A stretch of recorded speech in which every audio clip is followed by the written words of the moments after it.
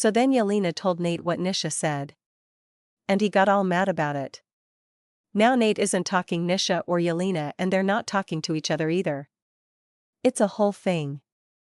But that's nothing next to what happened with Aki and Isabel. Droned on as they walked. And Shaggy shot a withering look at Ulf. It was the red-haired teen's idea to bring the chatterbox along with them. The damn kid had the decency to look somewhat abashed. But his brother, Dragan, did nothing to hide his mirth. At least the last member of their party maintained an image of stoicism. Although Otto hadn't really reacted when Shaggy had offered him a spot on the patrol squad either. The brawny, dark-haired boy just nodded and picked up a K-Tech weapon. Seth had used his super speed and his brothers helped to arrange most of the weapons in a separate area. When they left, the young lad was attempting to take apart and reassemble different weapons. Now it was a sort of the unofficial workshop for the kid. Although they would need to gather more materials to actually build him something. Shaggy had wanted to rob some more construction sites. But Rita convinced him to let her own squad go out and buy some stuff. After the fight with the Quinnica, they were flush with credits. So it made sense. They just needed to be careful about cameras and drones. Shaggy was sure they had all been scanned at this point. One way or another. Both Rita and Sybil had taken 4 of the teens with them to accomplish various tasks throughout their neighborhood. Vic and the others remained at the cave to train. Shaggy made sure that each team had at least one unawakened mutant. Just in case. You could never know what would trigger a transformation. Although, with how stoic and taciturn Otto was, Shaggy wasn't sure the boy would recognize a stressful situation. What conversations Shaggy had tried to start with the boy were met with one-word answers or grunts. Eventually Shaggy gave up and let Isabel talk his ear off. A choice he was sorely regretting. They were patrolling a few blocks to the west of their Delhi hideout. Shaggy was sure the bunch was based somewhere in the northwest. But he wanted to get a feel for the area. What he had seen was bleak. More abandoned buildings. Tenements stuffed to the gills with shouting tenants. The occasional group of thugs hanging on a stoop. The latter group would just glare at Shaggy and the teens as they went by. Shaggy grinned wickedly as they passed. Which was often enough to deter most assholes. Then there was the bear man that had winked back at him. Shaggy hadn't been sure how to take that. But he memorized the location of the building and kept walking. They had just passed another bunch of animal-human hybrids when Dragan interrupted Isabel's torrent of dialogue. Why don't we just beat every one of the damn things we see? I'm sure we've passed a few of their spots by now. We can beat them down. Take their shit. And be out in a few minutes with you in the lead. He waved an arm at Shaggy. Shaggy shrugged. Because we don't know if those thugs actually roll with the bunch. They ain't exactly wearing gang colors. So we need to be cautious. It makes no sense to start shit with another gang just because. But we're going to take these blocks anyway, right? So why don't we just bop them and be done with it? Can we defend any territory we take right now? Shaggy argued. He was making excuses. He had been sure that a few of the groups they had passed were bunch goons. But he didn't want to jump into a fight with a bunch of kids. The Quinnica had been different. They came looking for an ass whooping. Now he was actively throwing these teens into a grinder. Although he also wasn't wrong. They needed bodies to hold the turf they fought for. And right now they didn't have it. At best, they could patrol daily and keeping fighting the bunch. Dragan tried to argue with Shaggy.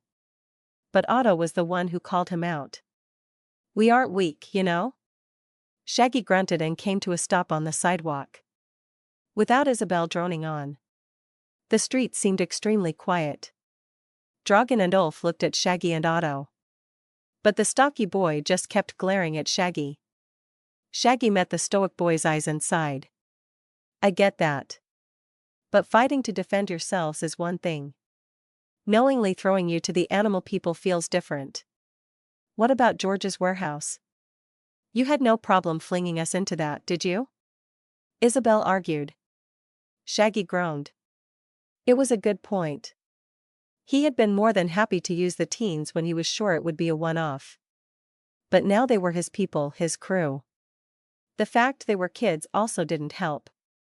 Could he really ask a bunch of teens to go to war with a criminal gang? Shaggy shook his head. Shaggy was pulled from his thoughts as the sound of shattering glass echoed in the air. Down the street. A chair flew into the middle of the street, barely missing one of the few cars on the road. Screams and shouts filled the air as Shaggy moved. Dragon and the others followed along as Shaggy scented fear on the air, along with cigarette smoke and sweat. He crossed the street as he approached what looked to be a small convenience store that used to have a glass front door and window, both of which were now broken. I don't care. A man yelled. You've been late with your payments one time too many, old man. Now me and the boys are going to take it out of your hide. Shaggy heard a cascade of cackling and what sounded like an old man pleading for his life. He turned back around to the others and started whispering orders. Isabel, turn into something with claws. And Ulf, get your weapons ready. Dragon and Otto. I want you both out here if they try to run, got it? Both Dragon and Otto looked ready to argue. But a shout from inside the store stopped them. It sounded like a little kid screaming. Shaggy grit his teeth. Turned, but Isabel gripped his arm. Shaggy's glare made the young girl step back before she whispered. I can't just shift into an animal. I need to touch one and then I take on the characteristics of that animal. Shaggy sighed. You didn't explain this last night because? Isabel shrugged. I don't know. Shaggy blew out a breath as the kid and old man screamed inside the store. More and more sounds of destruction filtered through the open door and Shaggy shifted his hands into claws. He and Ulf would have to go in then. Isabel could stay out here. He was sure he could handle whatever was in there. Maybe. Try that. Otto said, pointing at Shaggy's claws. Isabel gave the boy a weird look before she shrugged again and gripped Shaggy's wrist. Shaggy felt a ripple move across his skin and he blinked. The next thing they knew, Isabel was standing there with almost identical black-red claws.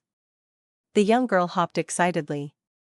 Oh my god, I didn't think that would work, that's so cool. Seeing Shaggy's look, she added. Ahem, we should hurry though, right? Yeah. Shaggy shook his head at her antics, before he nodded to Ulf. He rushed around through the now broken door and took in the scene even as he rushed the nearest animal human. He was shocked to discover it was a skinny green snake man with spindly arms. Arms that were currently holding a short orange person off the ground. Shaggy shook off the scene as he jabbed both claws through the snake man's torso. A flash of red at his side told him that Ulf was handling another of the goons. The coils of muscle that made up the snake man's body briefly tugged at his claws. But their sharpness won out and Shaggy raked them through the alien's body. The snake man collapsed to the ground like a lump of rope. The orange individual went tumbling back toward the store counter. But Shaggy ignored them as he spun toward his next target. Ulf currently had a shield up and was battering a tentacled face man with a red bat. Isabel had rushed in after them and stabbed her claws into the cat lady that was now lying dead at the young girl's feet. But Isabel wasn't moving anymore. She was just staring down at her claws in what Shaggy assumed was horror. All thoughts of the young girl not being real fled his mind as he saw the shock on Isabel's face. Then the young girl cheered, raising both claws into the air. Shaggy tuned her out as his mind caught up with what was happening. She wasn't scarred from killing someone. She was elated at having a new weapon. Shaggy briefly wanted to rail against his previous worries about the ethics of bringing kids to a fight. They were just as bloodthirsty as any other player in the game. He was about to chastise the girl who was still yapping, when a furry arm swung out of one of the small aisles in the store, aimed right at Isabel's head. Shaggy moved. Duck! Shaggy shouted as he leapt. Isabel may have been chattering away, but she was quick. The girl went low as the arm swept through where her head had been. A bipedal furry white tiger spun out of the aisle as they missed their target. Shaggy collided with the body, and they both went tumbling toward the front door. The tiger person tripped on the edge of the door and went falling to the pavement, taking Shaggy along for the ride. Splat. They landed with an odd noise, and Shaggy briefly looked up to see Dragon and Otto staring wide-eyed at him. Looking down, Shaggy saw that the tiger was stuck to the pavement outside the door. He threw himself backward and checked himself. Dragon's glue could be annoying, but it was also effective. The thug on the ground tried to wriggle and yank their arms and legs out of the glue. Shaggy grinned and briefly checked on Ulf and Isabel, but they had already dispatched the last bunch gang member. The sound of ripping clothes made Shaggy spin around in alarm, but by the time he got his eyes on things, Otto had already opened fire. The small K-Tech pistol he was carrying charred and burned the skin around the tiger person's face. The smell of burnt hair filled the air and the sounds of the pistol went on and on. Shaggy glanced up to see an angry-looking Otto continue to unload his energy pistol into the twitching form of his target. Dragon finally pulled Otto away and Shaggy watched the two step away. He might need to talk to the kid about that. It seemed like an overreaction. But for all Shaggy knew, the bunch had killed the kid's parents or something. He momentarily hoped it wasn't outright racism, but an angry voice spoke up from behind the counter. Shaggy watched as the old man in overalls behind the counter berated them. The man was missing a few front teeth and even had patches of hair missing from his head. Shaggy scratched his head for a few seconds as the man tried to invent more creative ways to insult them. But once the man stopped to take a breath, Shaggy stepped forward and grabbed the man by his overall and pulled him forward. First thing, how many soups do you know that kill their targets? The old man sputtered as Shaggy yanked him further across the counter. Second, explain to me how it's my problem? Finally, tell me how much money you got in that cash register. The old man finally stopped sputtering as Shaggy finished his spiel. He glared up at Shaggy before finally spitting to the side and grumbling. Shaggy scoffed. Protection payment? How's that working out for ya? The old man squinted his eyes at Shaggy and gave a toothless grin. Better now that I know what you lot look like and what your powers are. Shaggy snarled, showing off his pointed teeth. That was a stupid thing to say. Dash. Bam. What sounded like a cannon echoed in Shaggy's ears and his vision went completely dark. If it wasn't for the shouting of the surprised and angry teens, he would have thought he was dead.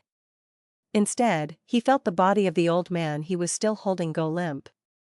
Shaggy dropped him and reached toward his face, feeling bloody and torn skin. His ears picked up a high-pitched voice as an alarm. Whoa. How the hell is he still alive? Drop the damn gun, gnome. It's not a gnome. It's orange. Not really important right now, Isabel. Yeah, it just shot boss in the face. I am not an IT, the squeaky voice shouted. My name is Nuke Monpund, you bunch of weirdos. I'm sorry about your boss, but he was standing next to that waste of space that just tried to sell me. You didn't have to shoot him. Boss was getting ready to claw the bastard himself. Ulf argued. Shaggy felt and heard the sounds of buckshot leaving his face. He raised a hand. I don't know if I'm fine exactly. But I will be. Although I'm going to be taking some food for my trouble. What do I care? Take what you want.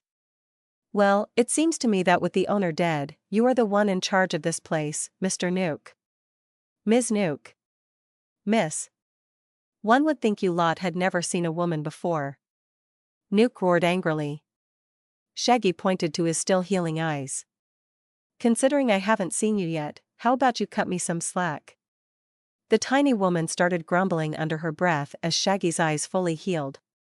Once they did, he saw that Dragon and Otto were now in the store. All four of his crew were staring at him, having watched his eyes grow back. Ulf and Dragon looked a little green, but Isabel was staring on in wonder. Otto was back to his stoic look again, pistol back in its holster at his hip. Shaggy glanced at them all before saying, Loot? All four kids flushed red in embarrassment before they started rifling through pockets of the deceased. Otto and Dragan ran outside to get the tiger person. Shaggy held back a chuckle as he watched the teens rummage through the dead. "Make sure to leave a lookout," he shouted as he turned to regard Nuke. The tiny orange woman was standing on the counter of the convenience store, holding a large shotgun. The weapon was clearly designed for someone much bigger, and Shaggy wondered how she had fired it. Shaggy took in the creature's appearance. Nuke was around 3.5 feet tall. She had short-cropped brown hair, a long pointed nose, arms that hung down almost to her knees. She was barefoot and her long three-clawed toes gripped the countertop. The claw marks on the counter told Shaggy how she got a shot off. He stared for a moment at the long, sharp-looking black claws, before he glanced back at her face to see her grinning at him. "Take a picture, sweetheart. It'll last longer." Shaggy snorted. "Right. Excuse me. It's just I've never seen a..." Shaggy recoiled a bit as the goblin/gnome waved a hand up and down her body. Behind him, he heard Ulf ask. "Gobone? Nomlin?" Nuke sighed. "Heard them all before. Just call me a hybrid and be done with it. There's not that many of us to even warrant a name, to be honest. But at least my mom and dad seem to love each other. That's not usually the case for most of us." Shaggy nodded absently before he tried to change the subject. "Well then, what do you plan to do with your store?" "Why?" Nuke asked, waving a hand at the destruction all around them. "You gonna offer me protection?" It didn't seem to work out so well for Randall. "Geez, sweetie. Do you want me to run this store or not? Make up your mind." "No. I can't offer you protection if you stay here. But if you set up shop a few blocks east of here, we might be able to talk. There are plenty of empty buildings for you to choose from." Nuke rubbed her chin in thought. "I did pretty much run things for Randall around here. But he kept most of his important files as hard copies. That's where all his contacts and suppliers are. I'm gonna need them if I want to set up a shop somewhere else. Not to mention I'm going to need credits to building permits and everything. You gonna help with that, Dogman?" Shaggy bristled. "Wolf." Behind him, Ulf and Isabel stood up and approached. He twisted slightly to check their haul. They both had a fair few credit chits on them. It looked like this bunch were running collections. Shaggy waved over Dragan from outside and added his credits to the pile. They would still need a reader to figure out how much was on the things, but he figured he could promise Nuke a share. He turned to make his offer and found the hybrid still standing on the counter. But now she had a credit reader in her clawed hands. "Half," Shaggy said simply. Nuke looked like she tasted something disgusting, but she nodded. "Fine. Cheapskate. But no discounts." Shaggy pulled back the pile of credits in his hands. "A small discount." Nuke rolled the decision around in her mind for a little while before she grunted and held out a hand. Shaggy handed over the credit chits over the sounds of his teens grumbling. He had them all wait outside as he and the diminutive woman discussed terms and where to set up shop. By the end of the conversation, they had agreed to a 5% discount for his crew and another 5% cut of her revenue in exchange for protection from the bunch. Nuke seemed mildly surprised at the 5% and mentioned that the bunch was taking 50. Shaggy figured that made sense, but for a poor neighborhood like this, it wasn't workable. They'd end up cutting into the store's profits way too much, and then they'd have nothing. It made more sense to offer better percentages of people who joined them early. It made them look good, and then they could renegotiate later. Nuke seemed to cotton on to what he was thinking halfway through, and she argued for more benefits. "I'm your first store, right? So that means I'm your word of mouth. I can decide how your future dealings go with other store owners. But I can tell you right now, few of them are going to want to move. Even if it is a few blocks. Not even to get away from the bunch. I like you kids. You seem nice. But you ain't the first group to try this." Most of the other store owners are afraid of what the bunch will do to them if they abandon ship. Shaggy nodded. That made sense. But I can sing your praises, and if you actually protect me, well, that look even better. You really don't have much faith in our protection, do you? Nuke patted the shotgun that was sitting on the counter. There's a reason Randall had this under the counter. Gang protection is as reliable as a fox guarding a henhouse. Shaggy shrugged. That was also fair. He didn't know how often they would patrol, but he would make sure that they at least went by once a day to check on things. Nuke's store would be an investment and his crew would need to defend that investment. After some back and forth, they arrived at a decent enough agreement, which they both figured they could come back to later. Finally, Shaggy helped the small woman break into Randall's old safe. It supposedly held all of Randall's previous agreements with suppliers, as well as their contact info. But at that point, Shaggy was well and truly bored. So he left the small hybrid to peruse the files with a promise to check on her before they finished their patrol. As Shaggy left the store, he found his teens sitting on the sidewalk and talking amongst themselves. It hadn't been that long, but apparently it was enough for the kids to get bored. Shaggy glanced up and down the street and sighed at the fact that the police hadn't been called. There were no sirens, no drones, not even a random patrol. The bunch seemed to have a firm handle on this neighborhood. Shaggy cracked his neck as he addressed the kids. Alright, on to the next one. We gonna stop another robbery, boss? Dragon snarked. Shaggy shrugged. How about you choose the next target? Dragon started before he excitedly started back the way they came. The others hurried after him as Shaggy chuckled to himself. He wondered which group had caught Dragon's eye. The drug dealers? The group of stoop thugs? Maybe the building with the bear hybrid guarding it? Shaggy rushed to find out. So far, the first patrol had been decently lucrative, and it wasn't even over yet. Did I tell you about what happened with Mariposa this one time? Isabel started as Shaggy caught up with the teens. Shaggy rolled his eyes as the girl droned on again. He started hoping Dragon was aiming for the bear house as they walked. Isabel chattering endlessly at his side. Dragon did, indeed, lead them right back to the bear man's building. Shaggy figured that the kid would slow up and let either him or Isabel go first. But nope, Dragon rushed ahead and blasted a spray of superglue in the bigger hybrid's furry face. What followed was a short, bloody battle that took them from the front stoop and up 2 flights of stairs. Shaggy even had to stop and re-up Isabel's claws. Apparently, she could only hold the transformation for so long. Luckily, Ulf and Otto picked up the slack while they handled that.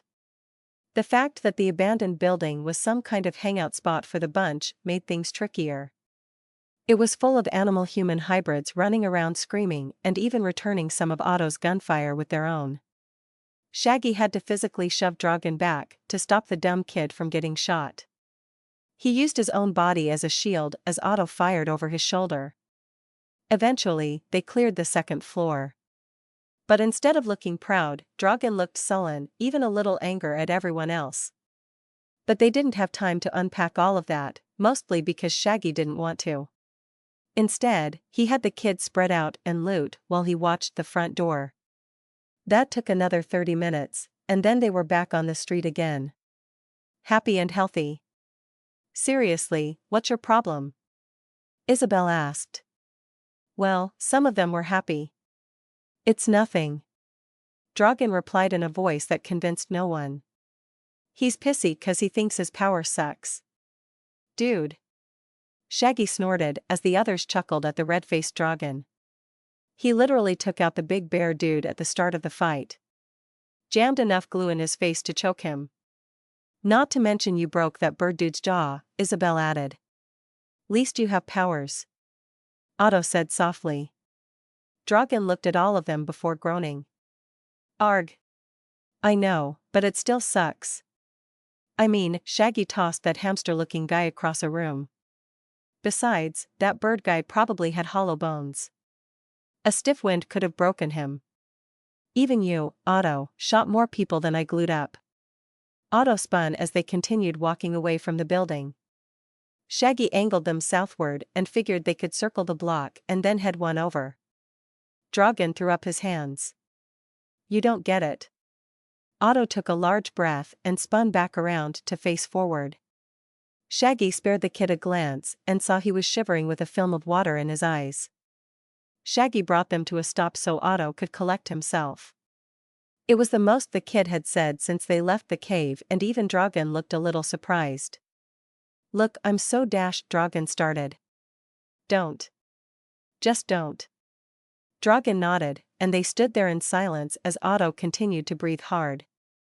In fact, the breathing seemed to get worse. Shaggy glanced up at the boy's face and noticed a look of shock. It looked like the kid was having a panic attack. Shaggy rushed to help, but Otto put a hand out even as he panted like a racehorse trying to catch its breath. As they all watched, Otto fell to his knees on the sidewalk and clutched his head. Shaggy looked around for something, anything, to help the kid. But he noticed that Dragon, the others, were all smiling. Ulf slapped Dragon's shoulder and cackled. Huh. If all people need to do in order to awaken is get mad at you, we'll be full of mutants by tonight. Isabel smiled as Dragon looked both annoyed and happy. Shaggy glanced between the kids and Otto. The young boy was still panting, but it had gotten less ragged and he had sat on the sidewalk. His eyes darted around wildly, and if Shaggy didn't know better, he would have sworn that the kid was reading a menu. After a few minutes, Otto's breathing returned to normal, and he stood, sweat now covering the front of his shirt. Shaggy gave the kid a once-over, but it didn't look like anything changed. So what did you get? Isabel asked excitedly. Otto grinned even as more sweat poured down his face. But instead of saying anything, he pointed at the pavement. Shaggy and the others waited, but the sidewalk stayed the same. Meanwhile, Otto's face was turning red. Otto? Maybe you should just tell us? Shaggy said worriedly. But he was ignored. Instead, Otto gestured with his other hand and the pavement. Shaggy could see the veins on the kid's neck bulge as he tried to accomplish whatever he was doing. He was about to force the kid to stop when the sidewalk slab shifted upward and Otto sighed loudly. With his hands still held aloft, he yanked them backwards and the piece of pavement shifted again. Shaggy caught sight of a brown clump moving toward Otto's hands. Once it stopped moving, Shaggy realized it was a clump of dirt. Otto stared at the ball of dirt in amazement. Dirt control? Ulf asked. Otto gulped and nodded. Ha ha ha ha ha ha ha. Isabel burst out laughing as she shook her head. Otto glared at the girl and looked ready to throw his clump of dirt. But the young lady shook her head and pointed downward. The bit of sidewalk Otto had pulled the dirt from was tilted slightly upward and Shaggy could see the subsoil beneath. He glanced back at Isabel, confused. A look mirrored by the other men standing around. Isabel coughed and explained. Do you know how deep dirt is beneath a sidewalk? No wonder you nearly burst a vein, dumbass. There's like 4 layers of crap above a standard sidewalk slab. Next time, wait for a potted plant or sidewalk tree or something. Isabel fell about herself laughing again as Otto went pink in the cheeks. Shaggy shook his head and turned back down the street. They needed to hurry along. There was more to patrol and more wild bunch thugs to slaughter. Behind him, the kid started up an excited conversation about Otto's new power. Dragon opined his own power again, but Otto didn't care half as much as he had before. Which meant Shaggy had to listen to the glue thrower complain for half a block. He was almost excited when he spotted a group of hybrids across the street to the west. They were on a street corner, looking shifty. Shaggy didn't want to judge, but 4 men standing on a corner holding duffel bags and backpacks looked off. More so when 3 men walked off in different directions. All of his TV knowledge told him they were all drug dealers. But he figured it was better safe than sorry. Behind him, he heard Otto mutter excitedly. I bet I could hit that guy from here. Shaggy sighed. With your clump of dirt? Hey. I can pack it pretty solid. Bet it stings like hell, Otto defended. Shaggy shook his head as his eyes followed a man with bee wings headed their direction. This one was carrying a duffel bag that only seemed half full. The man was quickly approaching and Shaggy had an awakened mutant with an itchy trigger finger. He turned to his 4 charges. I'm going to distract. Dragon, you immobilize, and Isabel and Ulf circle around. Otto, cover me for now. But I dash. Kid, you literally just got your power. Let's not chance it. Okay? Otto looked like he wanted to argue, but the bee-man was drawing even with them across the street. Shaggy ignored Otto's look and raced across the street. Thankfully, no cars were out, so Shaggy had a clear shot all the way. He called out to the bee guy and tried to slur his words a bit. Hey, dude. You's got any of that good shit, man? Bee guy looked him over for a hot second before he hurried his walk. Shaggy angled to get in the bee's way as he tried again. Ah, come on, manch. I know you got me some good stuff. Sir. I don't know what you want. But I assure you I don't have any. The hybrid's proper tone and polite speech made Shaggy almost slide to a stop.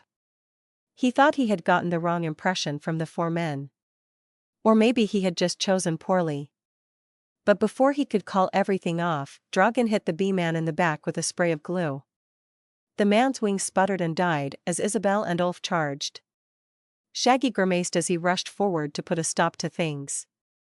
That's when the bee-man pulled a glowing submachine gun from his bag. Shaggy had a split second between seeing the gun and putting himself between Isabel and Ulf. He didn't think he just moved. The front of the small weapon glowed red and the next thing Shaggy felt was burning pain. It started in his torso and slowly climbed up toward his face. The strange electronic noise of the weapon filled his ears, and he barely registered anything else. He tried opening his eyes, but large coronas of red light nearly burned his retinas out. It seemed like forever as the barrage of energy turned his shirt to ash and burned his flesh. But with a torrent of noise and a loud thud, the pain stopped and Shaggy let out a breath he didn't know he was holding. Jesus, boss. What is all that? Isabel's voice rang in Shaggy's ears. Shaggy guessed that the kids were seeing his dermal plates beneath his skin. Which meant the whole top layer of his skin was gone. Shaggy grimaced. That was going to make moving around a pain in the ass. He focused on blinking the bursts of light out of his eyes before he answered. Whoa, this dude was holding a shit ton, Dragon said from somewhere ahead of Shaggy. Leave it. Shaggy croaked, his throat feeling raw. Boss, these drugs go for a lot on the street. Dragon argued. Do you know where and how to sell it? Well, no. But we can't just leave money on the table, can we? Don't care. We are not getting into drugs. Now check the bee. I bet he had a load of credits on him. There was some shuffling and grumbling, but Shaggy heard them following his orders. When he tried to open his eyes again, he saw that Ulf and Dragon were standing near the bee-man's prone body while Otto kept watch. Isabel was standing to his side, watching his skin heal in wide-eyed fascination. Shaggy ignored her as Ulf pulled a gold credit chit from the bee-man's pocket. Jackpot. It's the only one he's carrying, but I bet it's worth a lot. Great. Shaggy groaned. Grab his gun and let's go. About that, boss, Ulf hedged. The tone of the boy's voice made Shaggy search the sidewalk for the weapon. He found it lying in 2 parts, just off the curb. He sighed. It looked like Dragon had glued the thing up too. Bending down, ignoring the screaming of his nerves in his still raw chest, Shaggy wrenched both halves from their glue cocoon. He straightened up with a hiss of pain and tossed the weapon to Dragon, who was holding the hybrid's bag. Dump the drugs and put the guy's money and weapon in there. Dragon looked ready to argue, but Shaggy spun around and checked the street. Showing that he was done with the conversation. He heard the teen grumble, but follow his orders. Shaggy checked down the street where the other member of the bee's little crew had been. But they were long gone. Shaggy glanced between Isabel and Otto. Did either of you see where the other dealer went? Isabel shrugged and shook her head as Otto pointed westward. Shaggy nodded as the pain in his chest stopped. His skin was red and raw, but it finally seemed to cover his muscle and nerve endings again. He cautiously rubbed his chest, which drew Isabel's eyes back to it. "That is some wicked healing, boss." "Yeah. Still hurts though. But it's worth it, right? I mean, you just tanked some high-powered energy shots from a machine gun at point-blank range," Dragan said as he finished dumping the cascade of drugs from the bag. Shaggy noticed various bags of white powder and vials of multicolored liquid. He didn't know what the bunch was dealing in, but it made his new skin crawl. "Sure, but if you kids weren't here, I'd have been toast. He essentially stun-locked me in place. I might have held on long enough for the gun to burn out. But then I'd still be a sitting duck. Energy weapons are a pain in my ass." Although how did the bunch get them? Ulf and the others shrugged. "They're bound to have a guy." "A guy?" "Yeah. You know? A guy. Someone who they buy their weapons from. Or maybe they have someone making their own." "I bet they buy them from someone," Isabel said. "I mean, with K-Tech and the other big companies in Austin, it's probably easy for a few of them to go missing from time to time. Then whoever has them turns around and sells them to the highest bidder. Probably not a bad scam overall." Shaggy gave a noncommittal nod as he pulled a mass of melted chocolate from his pocket. He groaned as he ate what he could and discarded the rest. The kid stayed silent until Shaggy finished. Then he had them turn southward again until they got to the end of the block. He explained they were going to circle the block and then head back to Nuke's shop. Once they had checked on the goblin/gnome hybrid, they would head home. "We're going to hit any bunch patrols we see, okay? Otto, hold off on the dirt throwing until we get back. Then you can practice all you want." The teens all grumbled about the patrol being over so soon. But Shaggy figured they had done enough for today. Maybe a few more fights, and then they could call it quits.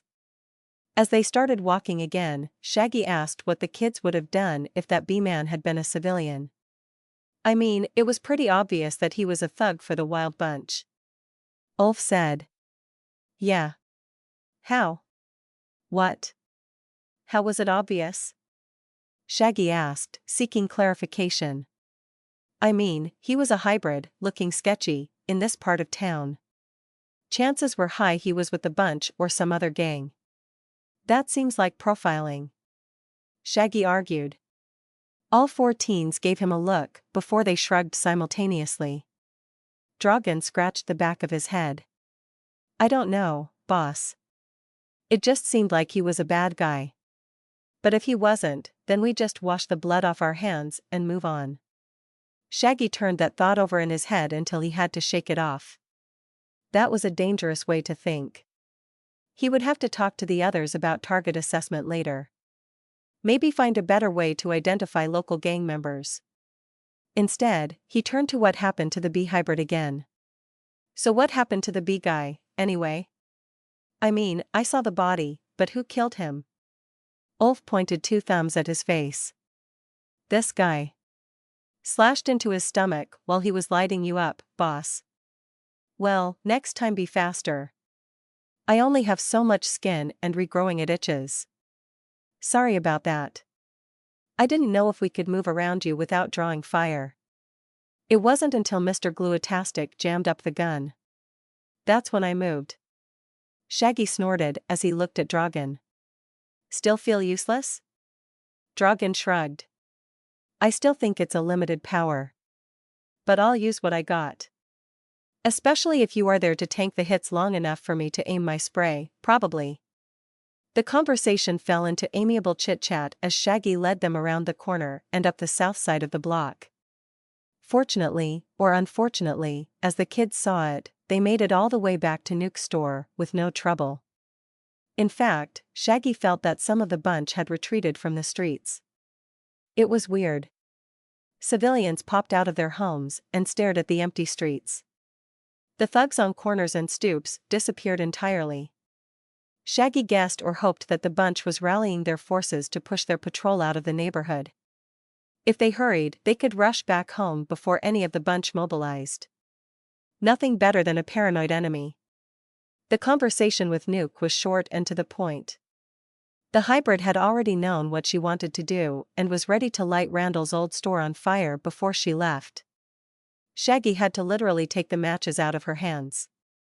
It wasn't until she explained she could claim the insurance money and blame the bunch that Shaggy finally relented. So, after some insurance fraud and arson, the 6 of them made the trip back toward the deli. Shaggy grinned as he mentally marked off the patrol's events. He learned a bit about the kids, got a new business partner. Although she didn't have a business yet. Otto awakened to his mutant abilities, and they made a decent chunk of change. It was a very productive patrol, all things considered. Shaggy couldn't wait to learn what the other members of his pack had been up to. And maybe Levy was on her way back from the Fey realm. He grinned as thoughts of the 2 of them getting up to mischief filled his head. So much to do, so little time. Levy wasn't back when Shaggy and his team made it back to the cave. In fact, his patrol team was the first to make it back. He said goodbye to Dragan and the others and let them all go brag about Otto's recent awakening. Shaggy stopped by his cabin and grabbed some food to eat. He sat on his incomplete porch and watched Seacross and Vic put some kids through some conditioning. It was a pleasant break. Then Sybil's group made it back to the cave and then Rita's group. Both looking more ragged than they should consider what they had been doing. Rita was out shopping, if Shaggy remembered right. He didn't know what Sybil had been up to. But by the states of both teams, it looked like they had been put through it. Panting and sweating as they trudged down the main road toward the center of the cave. Shaggy noticed that Rita's team were all wearing backpacks.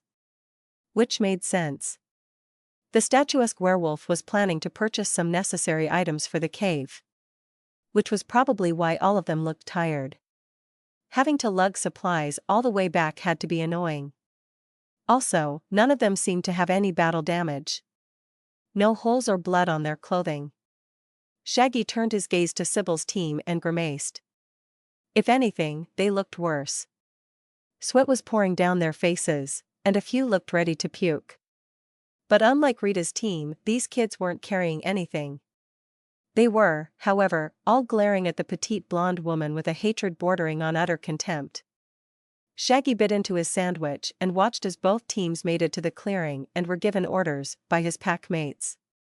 Lewis, make sure all that stuff is put away, and then you and the others can relax. We're done for the day. You bunch of whiners can get out of here, too. Sybil waved her pack of teens away. Branka had to be held back by Camille and Dee as she lunged for Sybil.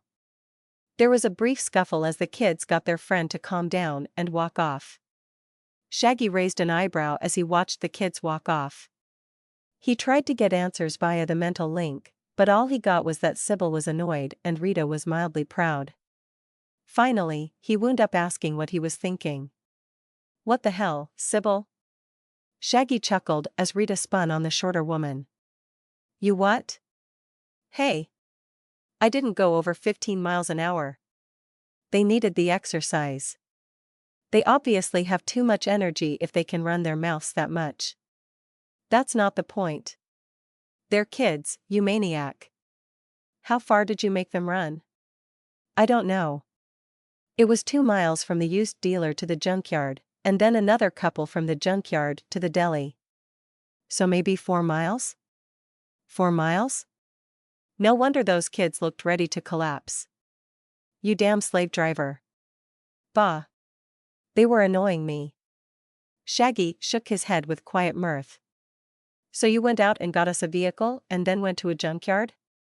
Sybil turned back to face Shaggy, who was still sitting on the porch. Yeah, figured we could do with some scrap around here. Don't know what use it'll be, but if anything, we can armor up the van with it. Judging by the look in the woman's eyes, Shaggy could guess which one she wanted. Unfortunately, he was going to have to disappoint her. Sorry, Sybil. But I've got a bunch of sweaty and smelly kids down here. So I'm going to have to take that metal and turn it into a shower system or something. Can't have a bunch of angry kids running around in sweaty clothes either. Rita nodded as Sybil groaned. Good. We got a few necessities for the kids, but some shower rooms would be great. What all did you get? More clothes, more canned food, some energy crystals to power various electronics, a wash basin, toiletries, etc. Shaggy nodded as he got up from the porch. But Sybil grinned with a vindictiveness that made him stop. How are you going to get water down here? You break into a city pipe and they'll notice. What? Are you going to have the kids clean themselves with sewer water? I'll find something. Levy was clearly building a pool or something out back. So there has to be some magical water generator thing we can find. In fact, that's where we'll start during our second patrol. Both women glared at him. Second patrol? Just around our own turf.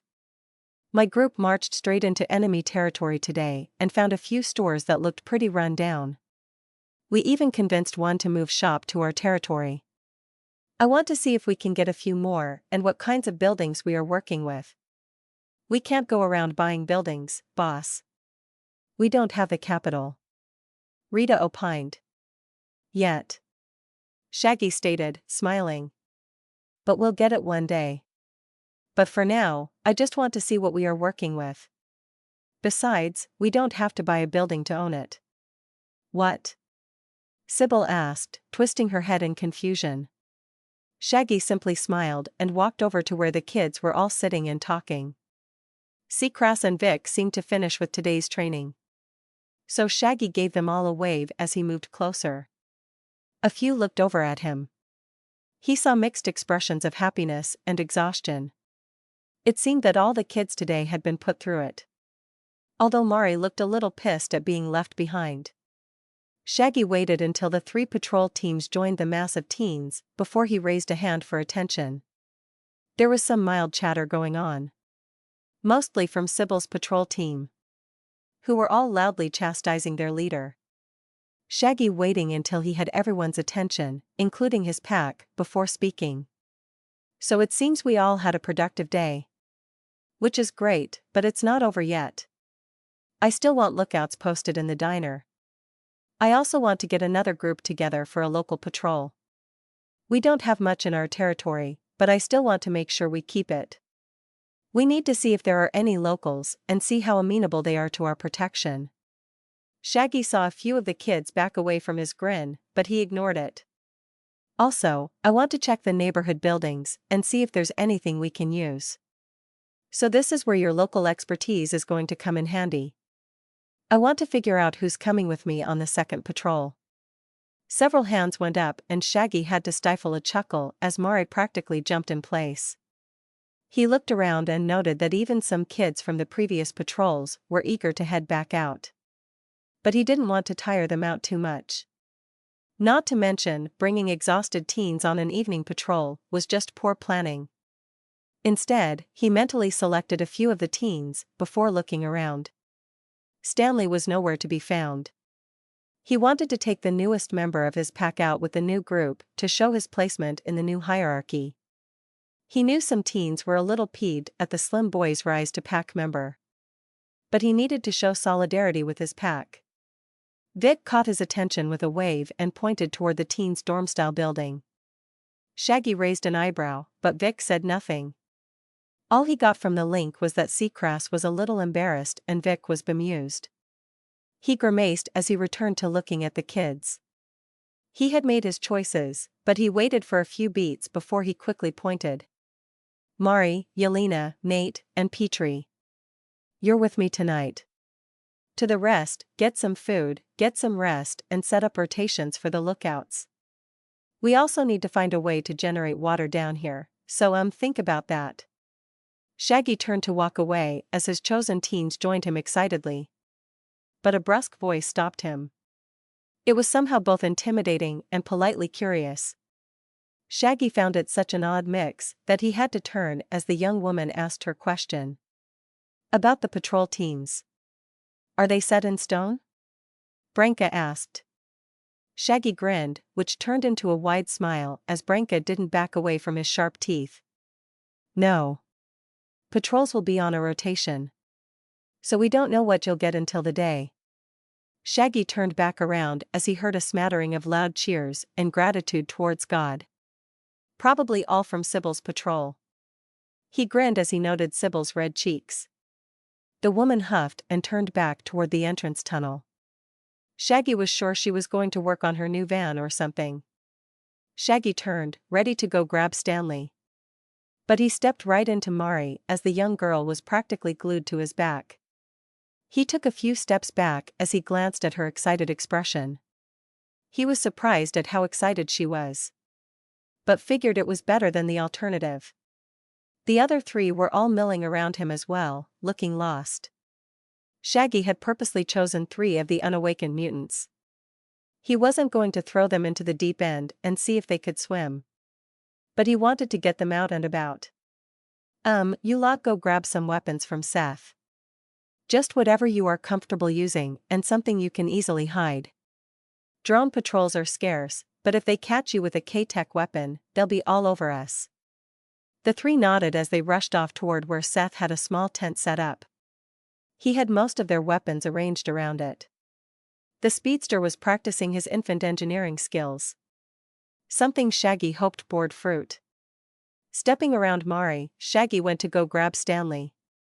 With 3 unawakened, he would like the extra firepower. Also, the way Vic and Seacrest were acting made him think the boy needed a win. Mari rushed alongside him, happily jumping around. So, what are we really doing? Exactly what I said. We need to patrol our neighborhood. And I want to look at the various buildings around us. Mari stopped prancing. You were serious? But there's nothing around us.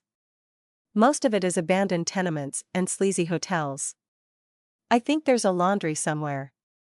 A few defunct holicates, maybe a restaurant or 2. But no one runs the things. They were all run off by the bunch, the giant robots, or even the damn government. If the city wasn't still cleaning up the cog mess, I'd wager they'd have set their sights on demolishing this entire area.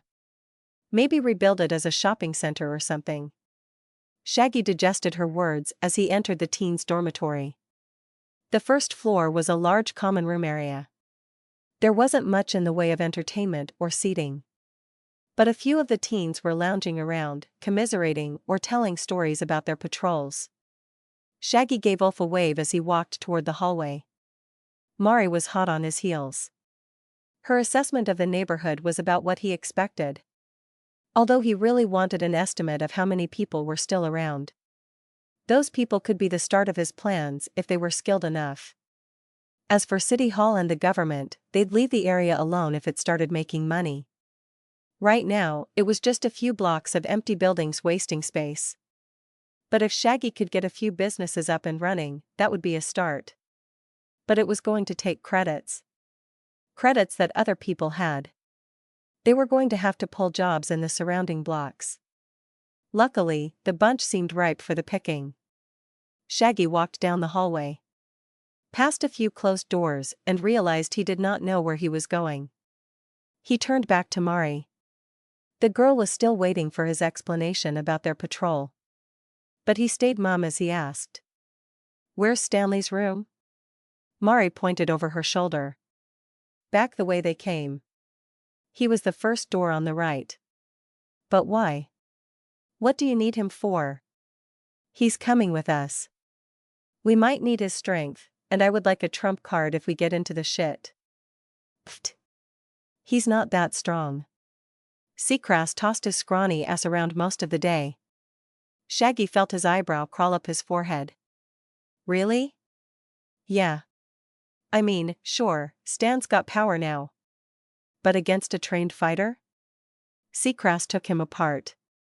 He did fine against the Quinnica. Did you see him? He mostly threw haymakers and relied on his armor to save him. I mean, what kind of fighting style calls for you to take overwhelming damage in order for you to land one punch? Yeah, that's weird. Shaggy swallowed his embarrassment and went back towards Stanley's room. Shaggy gave the door a knock and tested the handle. Locked. Stanley. Get up. I need to ask you something. Shaggy's shout drew a couple of eyes from the common room, but he ignored it. Beyond the door, he heard the sounds of shuffling and maybe some grumbling. With a quiet clack, the door creaked open and Stanley's face peered around a crack in the door. Shaggy winced as he saw a large bruise forming under the kid's eye. "What happened with the armor?" Shaggy blurted. Stanley rolled his eyes as he sighed. He widened the door as he responded. "Kev got annoyed at how Seacrest was taking us apart. So instead of helping, he turned off the armor. I didn't know he could do that." "Yeah. Me either."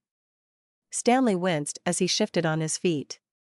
His eyes went glassy before an annoyed look came to his face. "Maybe I would have hit him if you made me faster and not just tougher, you damn outer space chewing gum." Shaggy snorted and almost wanted to watch Stanley argue with himself. But instead, he put a hand up to get the boy's attention. As fun as it was to watch a character argue with himself, he needed to know if the kid could fight.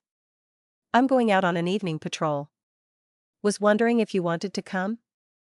Stanley's eyes widened in surprise. Sure. Is the entire pack going?" "No, just you, me, and a couple of others. I want eyes on the neighborhood." Stanley nodded as his eyes shifted to Mari. "You going?" "Yeah? Why? You got a problem?" Stanley glared at her for a few seconds before turning back to Shaggy. "Let me grab a change of clothes." Mari huffed but said nothing else as Stanley's door shut. She and Shaggy went back to the common area. Dragan was explaining how he had single-handedly taken out a bear hybrid with one spray. Shaggy had to check his memory, but the kid wasn't wrong. He had done well for himself. Shaggy's entire crew had. It was a good first patrol. Stanley joined them a short while later. He had thrown on a blue hoodie and a pair of slacks. Shaggy gave the slim boy a once-over before he headed for the door. Mari fell into step with Stanley and muttered. "I don't need you to look after me, you know. You're Lewis's family." Stanley said simply. "If something happened to you, Lewis would freak. I may be shit at fighting, but I can throw my armored ass in front of some bullets." Mari humphed but said nothing as she pointedly stared away from the tall boy. Shaggy kept an ear on the byplay, but said nothing as they left the building. Outside, Shaggy quickly found the rest of his evening team. They were arranged around Rita, who was doting on them and checking their weapons. Once the older woman gave the okay, she patted the kid on the shoulder and moved on to the next. As Shaggy watched, he realized, again, how hard up they were for armor. Sure, mutants and some aliens were tougher than normal, but still the added protection wouldn't go amiss. Rita picked up on his thoughts as he walked over. Because once she was finished with Yelena, she spun toward him and nodded. "Yeah, I was thinking of finding someone good with armor and weapons. Seth is a fine start, but his knowledge is limited. We need an expert." Shaggy sighed. "Another thing for the list. Like I said, I was going to head out and see what I can find." Rita reiterated. "Take someone with you. We are technically at war with two gangs. I don't want you getting jumped." Rita snorted. "I can look after myself." "Good, then with one or two more people, you'll be unstoppable." "I'm serious, Rita. I'm not losing any of my pack." "Oh really? Do you know where Tom is?" "Not what I meant, and you know it." A quick ping through the pack link made Shaggy realize that the lazy bastard was asleep in the pack storm. Shaggy rubbed a hand down his face as he shook his head. "Oh, I get a choice? How novel." Rita quipped, but her grin took the sting out of it. Shaggy rolled his eyes as he waved a hand at his patrol crew. "We'll be back in a few hours. Make sure everyone is cared for here, will you? Mama Wolf?" Shaggy heard Rita unsheathing her blade and sped walked away. He was pretty sure the blade wouldn't get too deep into his skin.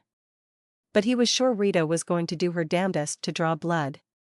He cackled to himself as Mari and the others jogged along with him. Back out to the surface, back out onto the streets, back to more adventures. Broken building, ruined building, trashed building, and a building that is on fire. Man, this really is a real estate wonderland. Yes, your sarcasm is hilarious. Shaggy grumbled as they passed the on-fire building. Fire suppression drones flew overhead, dumping water or foam over the blazing building. Judging by the people holding their meager possessions on the curb, Shaggy guessed it was a small apartment building. Or maybe those people were all squatting. Shaggy and his crew kept their heads down as they walked across the street to the opposite sidewalk. It wasn't the first time they had to avoid being spotted by drones or even flying supers. Shaggy was surprised to find that his neighborhood had a few supers around. Mostly the odd player here and there, helping old ladies, and rescuing kittens. It was nowhere near the number of players in the downtown area, and Shaggy figured his crew could deal with any that tried to stop them. Of course, the kids would have a rougher time. Overhead, a blue-suited supe with blue hair flew over the burning building. He hovered over the building for a few seconds before he opened his mouth and disgorged a veritable waterfall of water onto the building. Shaggy winced as the structural integrity of the building failed and the whole thing started to collapse. The water-based super looked shocked as he came in for a landing while the building's tenants raised a fuss. "What was the time on that one?" Shaggy asked as they turned the corner around the block. Stanley's voice spoke up before the others. "We didn't see when the fire started, but everyone had enough time to get outside and it looked like the entire building was on fire, so maybe 5-10 minutes. "It's actually faster than usual," Petrie said in his nasally voice. "This new infusion of supers has dramatically increased response times. Yet we still only get like 8 of them patrolling the hood a day." Nate groused. "If the HLO actually gave a shit, we'd see more of them out here. Instead, they are all in downtown, saving their precious corporate buildings. Those of us on the outskirts have to help ourselves." Shaggy kept one ear on the talking teens as he glanced at the upcoming buildings. They had barely gone a block before Shaggy realized the streets were almost identical with their layout. A few tenement buildings, a laundromat, a food place, and then some kind of entertainment. Rinse, repeat. Aside from the odd specialty shop, there wasn't a lot of variety going on. He noted an absence of a bar. Maybe they could franchise out the Viper's Den. Although Shaggy was surprised to see a Holocade was still in working condition. Even if the games were outdated and some machines were sparking. There were a few in the block around their deli, but only one was operating. A nice Cthulhu-faced alien ran the place, although he seemed a little bored with it. Shaggy made a mental note of the place and then dragged all 5 kids out of there before they hurt themselves. Shaggy's initial assessment that the block would need a cash infusion had proven correct. But he had grossly underestimated how much work needed to be done. The scene was shocking: deserted buildings, closed businesses, and people with empty expressions. Of course, the odd super would rush in and save a few of them from the rotten gangsters running around, but they wouldn't stay. They'd look at their wrist computer, do a little dance, and then rush off again. Seriously, how did things get like this? I mean, I know COG went nuts on Austin, but this seems almost intentional. Shaggy asked, turning back to the kids. They all stared at him blankly until Mari shrugged her shoulders and said, "Everyone who could move to the south of Austin to be closer to the HLO. It's safer around the big companies and the government buildings. Not to mention that the HLO prioritizes patrols and missions and that are close to their own interest." Nate added, "There's no proof of that." "Not even the gangs?" Shaggy asked, ignoring Nate's yelling and looking around the streets. "Why would the gangs do anything?" Nate screamed. Shaggy pointed across the street at an automated laundry. Several people were standing outside the building, looking to drop off their clothes. Shaggy moved his finger down the block a short way until he pointed at an empty restaurant. He did again and again, pointing at more defunct or barely operational businesses. "There's a lot of money just lying around. I mean, it'll take some work, but it's a good investment if we can get the money and people together. I can understand the restaurant and other businesses. But a laundry? It's entirely automated. That's part of the reason people left." Automation took a lot of jobs before they set limits on how much a job can be automated. Mari said. Is there a law saying we can't take out the automation? Mari looked confused as she looked at the others. Yelena was the one that seemed to grasp what Shaggy was saying. You want to hire people to work in a laundry? Yeah. I mean, it builds goodwill with the community and it is also another source of income for us. You know, for a criminal, you seem way more interested in business than actually committing crimes. Shaggy raised an eyebrow at Nate. We robbed a supermarket and had an all-out brawl in the streets. Does that seem like a typical businessman?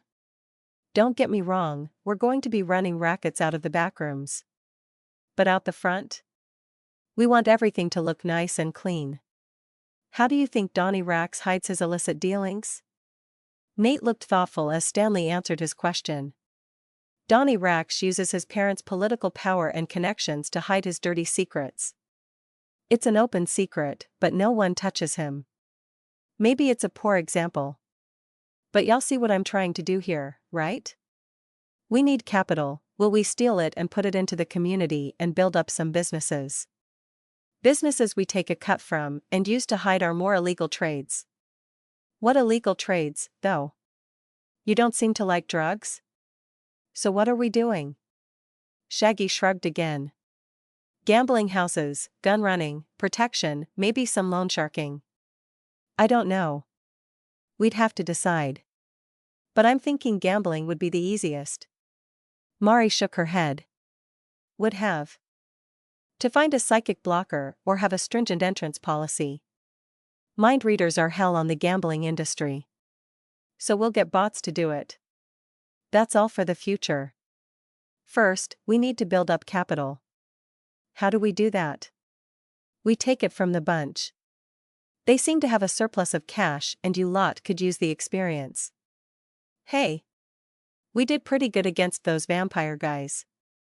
The others fell silent as Mari conjured a fist of fire. Shaggy rolled his eyes at the young girl and turned back to the street. He was just in time to see two burly humans lumbering down the opposite sidewalk. Something about the pair rankled Shaggy's senses. He took a sniff of the air and checked his scent trails. Sure enough, both men smelled like animals, but they didn't have the standard hybrid features. Shaggy waited until the two men passed them before he crossed the street. The kid's right on his tail. Shaggy grimaced at how empty the sidewalk was. He was about 20 feet behind the two men, but if they turned, he would be right in their eye line. He stopped for a second, causing Mari and Stan to crash into his back. Shaggy spun and glared at the teens as they caught themselves. Shaggy sighed. Are they looking this way? Shaggy whispered. Stanley looked confused, but Mari shook her head. No. But we can't risk following them on an open street. Ideas? Mari and the others started to think as Shaggy slowly turned to check over his shoulder. They had a good chunk of sidewalk where they could watch the two men. So they could stay there and watch, but if they turned a corner, Shaggy and his crew would have to hurry to catch up. Once again, quiet Yelena spoke up. What about up? She pointed a slim finger at the 14-foot-tall building they were standing in front of. Shaggy grinned as he readied himself to jump. But a pair of arms around his neck stopped him. Mari had jumped on his back and was holding on for dear life. Shaggy groaned as he realized he was going to have to carry all the damn kids up the building. I can take some, Stanley said shakily. Shaggy grunted as he grabbed Yelena by the waist and leapt.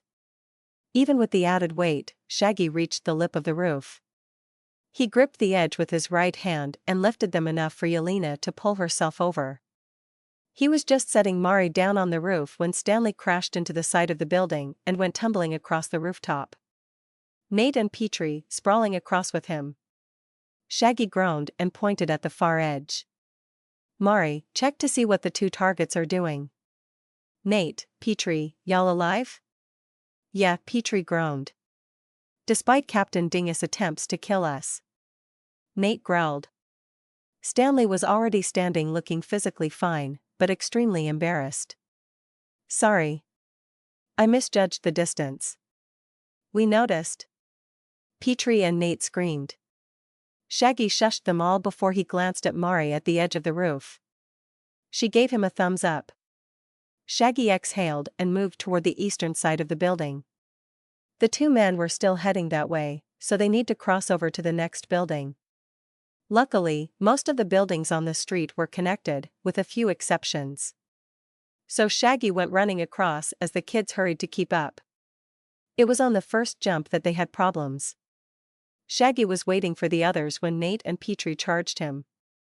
Shaggy was confused as Petrie leapt onto his chest and Nate grabbed him around the waist.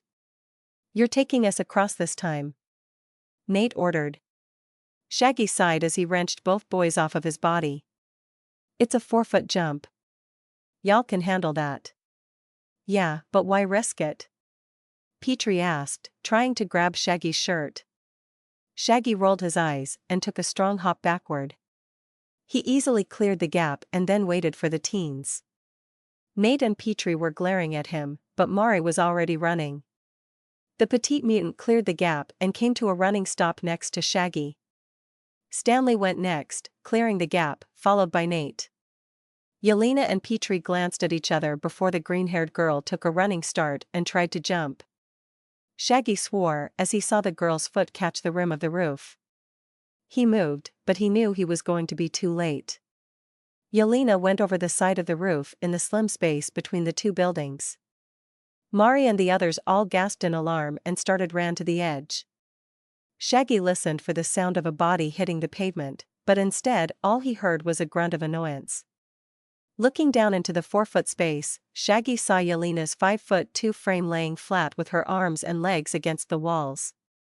The young girl was holding herself between the two buildings. Nate whistled. "That's impressive. Can someone help me?" Yelena screamed. "Mari, follow the targets," Shaggy said as he threw himself over the edge. He grew his claws and raked them down the brickwork, slowing his fall. He heard the teens rushing to follow his orders as he slid to a stop next to Yelena. Without a word, he grabbed her around the waist again and kicked off the wall. They were both topside in a matter of minutes, and Shaggy was pleased to see that Petrie had jumped as well. But Nate was also still there. "What are you doing?" Shaggy asked, wondering why the angry boy was still there. "I just wanted to check if y'all were okay." "We're fine. Go. We need to keep up." "Why are we even following them?" Petrie asked, as they started moving again. "My gut smells something fishy." "Does your gut often smell things?" "Shut up, Petrie." "Yes, boss." They caught up with Stanley and Mari a short while later, and the 5 of them continued across the rooftops. Every now and again Mari would peek over the edge of the roof and give them a direction. But the two men weren't changing course. They got to the end of the block and Shaggy hoped the two men would turn northward, but a glance over the side dashed his hopes. Both men were moving toward the next block eastward, and Shaggy swore they would need to jump down and cross the street. He was about to do just that when Mari pointed. "Look, they're going toward that building." She was right, both men had angled southward and were walking toward an apartment building. By the lights and sounds coming from the building, Shaggy guessed it was still in use. But he didn't know what the men would want from such a building. Maybe they were picking something or someone up. Probably another drug building, or maybe the home of another of the bunch. Shaggy crouched down and settled in to watch. Stanley and the others joined him as the two men circled away from the main entrance to the apartment and walked around to the western side. Shaggy noticed a small set of stairs heading downward alongside the apartment building. He quirked an eyebrow and turned to his crew. "So we can either wait for them out here or follow them inside. Thoughts?" Mari's fist was engulfed in flames. Shaggy was beginning to think she had a problem. Stanley looked and felt ready to follow Shaggy's orders. Nate seemed to wrestle with the decision while Petrie looked sick. Finally, Yelena was glaring at the building the two men had entered.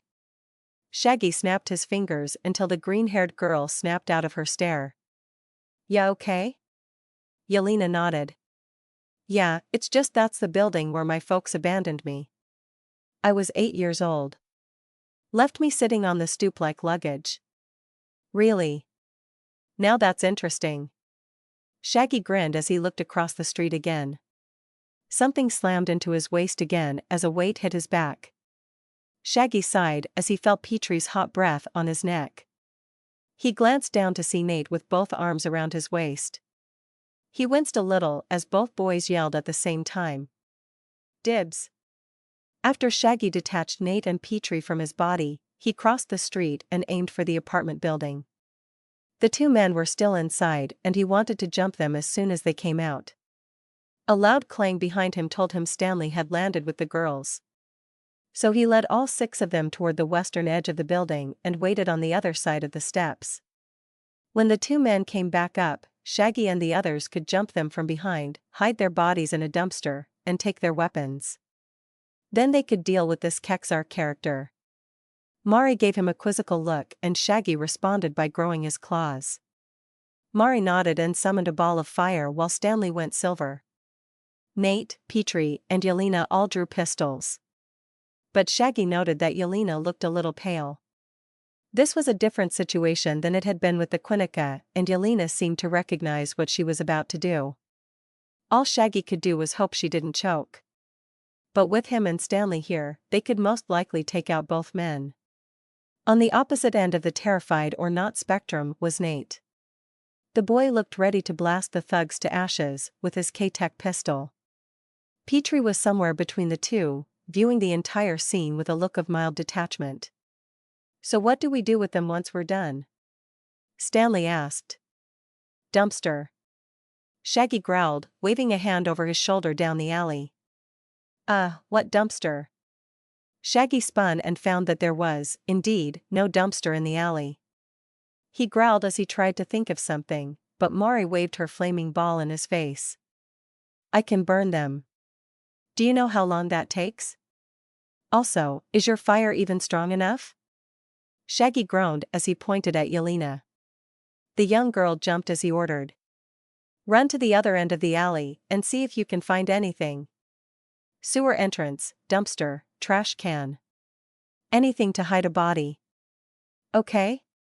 The young girl exhaled in relief as she put her gun away and raced southward down the alley.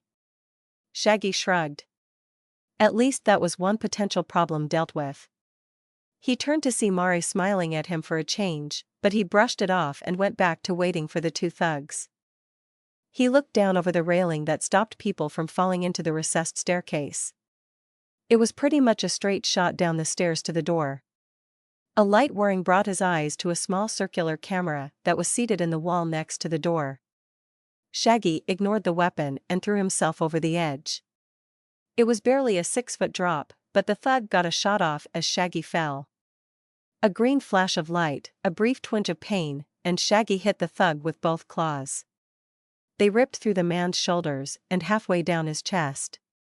Through the doorway, Shaggy saw the wide-eyed stare of the other Wild Bunch thug. He was standing with his own gun at the ready, but Shaggy's sudden appearance seemed to surprise him. Shaggy dashed forward through the door and swiped his claws. He felt them tear into the man's stomach, but he also felt a tug of concrete at the end of his claws. The man fell to the concrete floor, screaming, trying to keep his stomach inside his body. His weapon lay on the floor, long forgotten. Shaggy put him out of his misery and checked his work. Both men were dead, bleeding on the concrete hallway floor. Shaggy's claws had torn through the western wall, leaving 4 long gashes along it. Footsteps behind him told Shaggy that the kids were hurrying to follow him. He noticed a blue screen by the door that showed the camera feed from outside. That had been how the 2 thugs had seen him. Did they know who he was? Was he that famous already? What are you grinning at? Mari asked as she looked at the 2 chopped-up bodies. Shaggy shrugged and tried to wipe the grin from his face. Nothing. But I think I made our job hiding the bodies harder. Click. Don't worry about that. I'll have my people handle it. Although you will have to pay a cleanup charge. Click. A clipped voice filled the hallway and then disappeared. Shaggy groaned as he recalled the telltale click of someone using a microphone. For some reason, it always smacked of pretentiousness whenever someone did the man behind the curtain thing. It didn't help that Cog had done it too. Shaggy searched the walls and ceilings as the kids rushed into the hallway. He started to warn them to stop, but the door swung shut before he could. He sighed as he addressed the ceiling. "Now I'm going to ask you to open that." "But you're not going to, are you?" Click. "Why ask if you already know the answer?" "Just being neighborly." Shaggy sighed as he approached the door with his claws. "That is magically enchanted Voprium. You have displayed impressive strength, but please don't hurt yourself," said the voice. Shaggy glanced at the black metal door and then down at his claws. He wasn't sure what Voprium was, but it was probably some kind of alien alloy. Which meant his claws would have been hit or miss. He scratched the surface of the metal and found that his claws scratched it. But he could tell it would take a while. He was thinking about brute force when he felt a mental tug from Stanley. The boy was still in his armored form and waiting to prove himself. Shaggy shrugged and moved out of the way. He gave Stanley a wide berth and waved a hand at the door dramatically.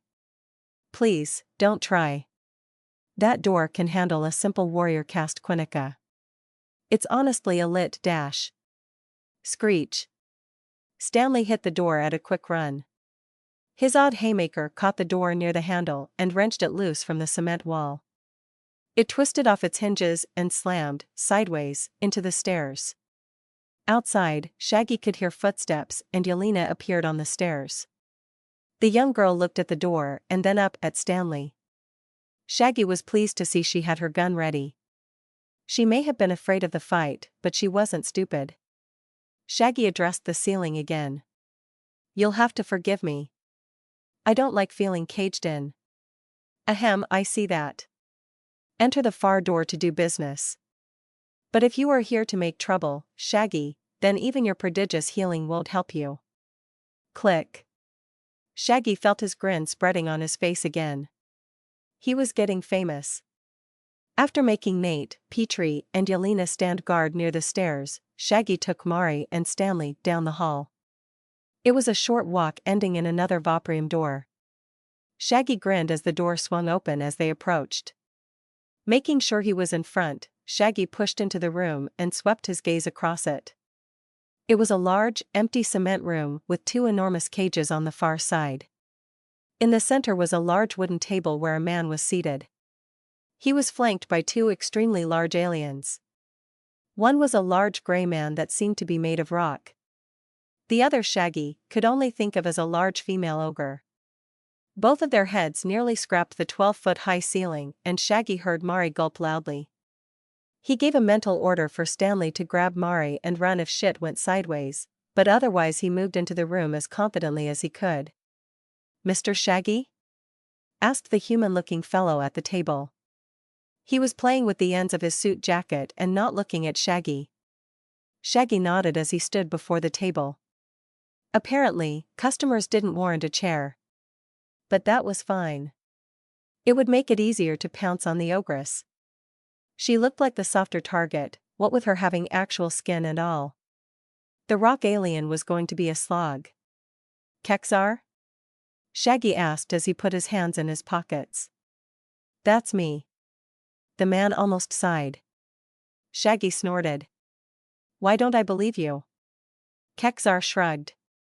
"You're paranoid. I get it. It's part of the business. But I assure you, I am the arms dealer known as Kexar.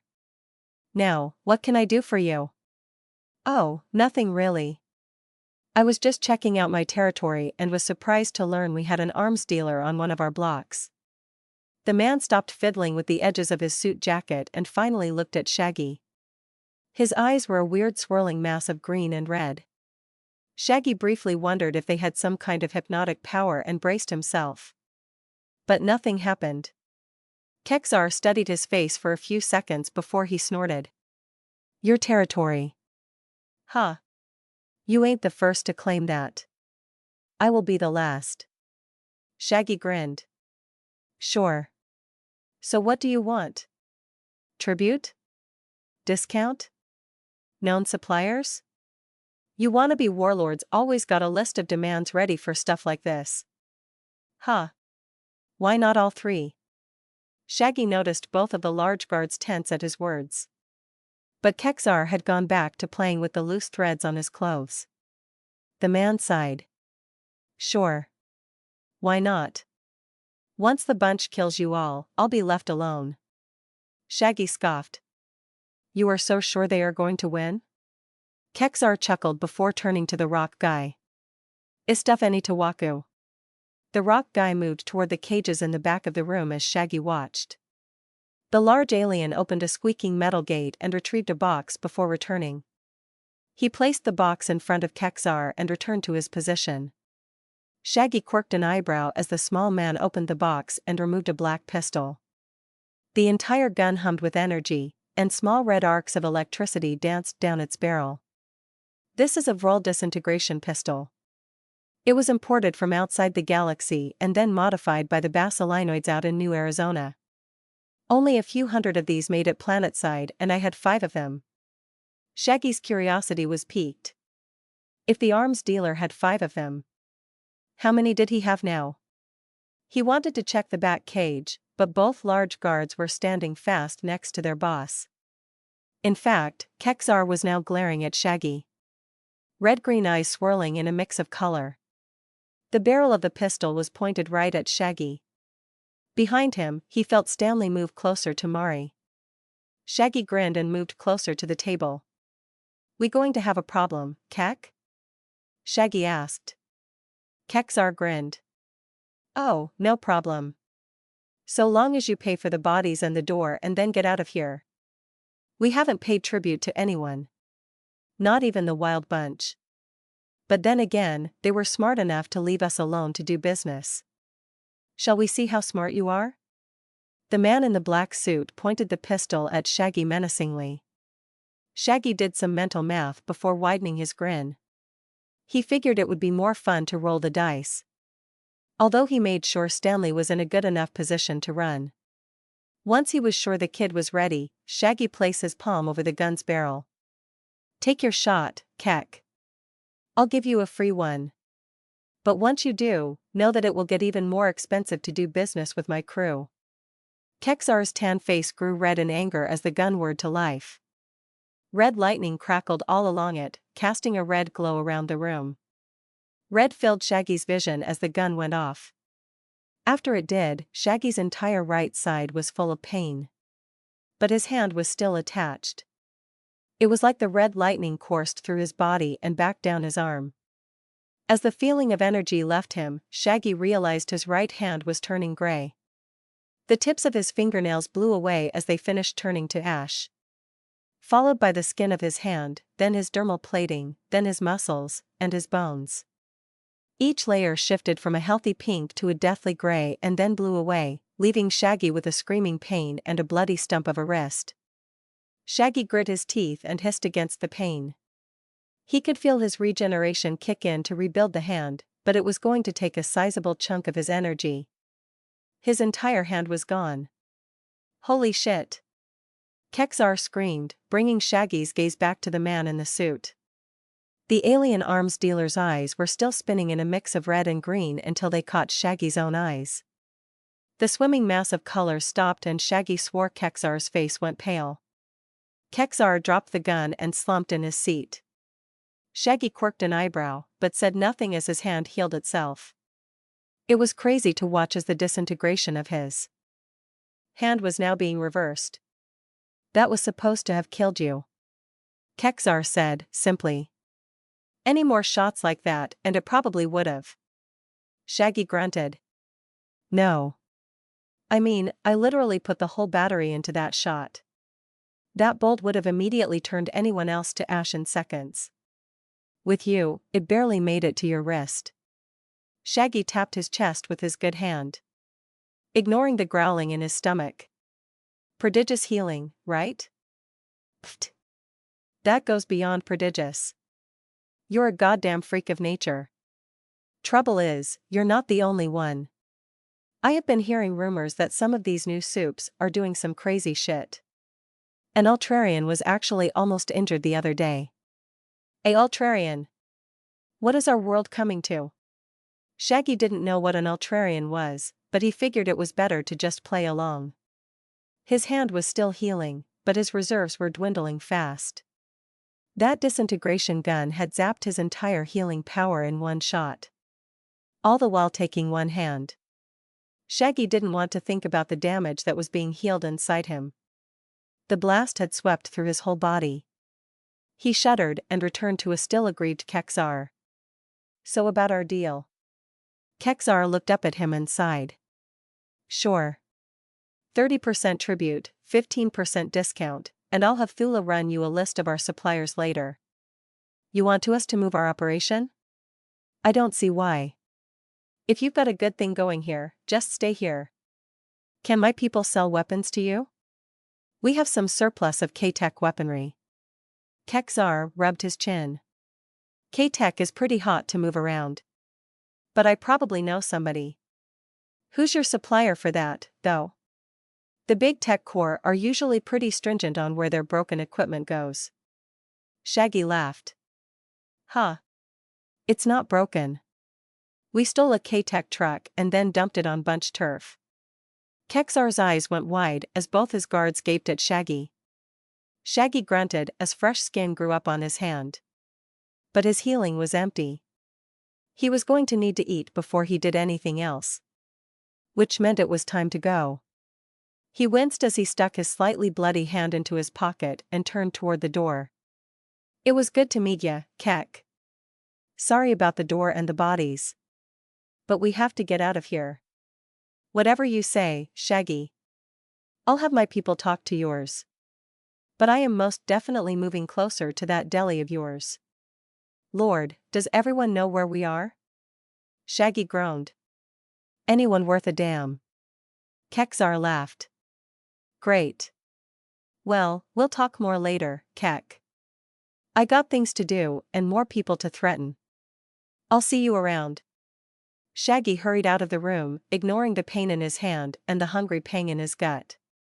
Stanley and Mari followed quickly as they joined up with the others. Shaggy grabbed both men's weapons, but left the credits. Kexar could use them to get himself set up in his new place. Shaggy took a large whiff of the air and followed the sense of food. There were a few restaurants around and he needed food. How did you know that your healing would save you?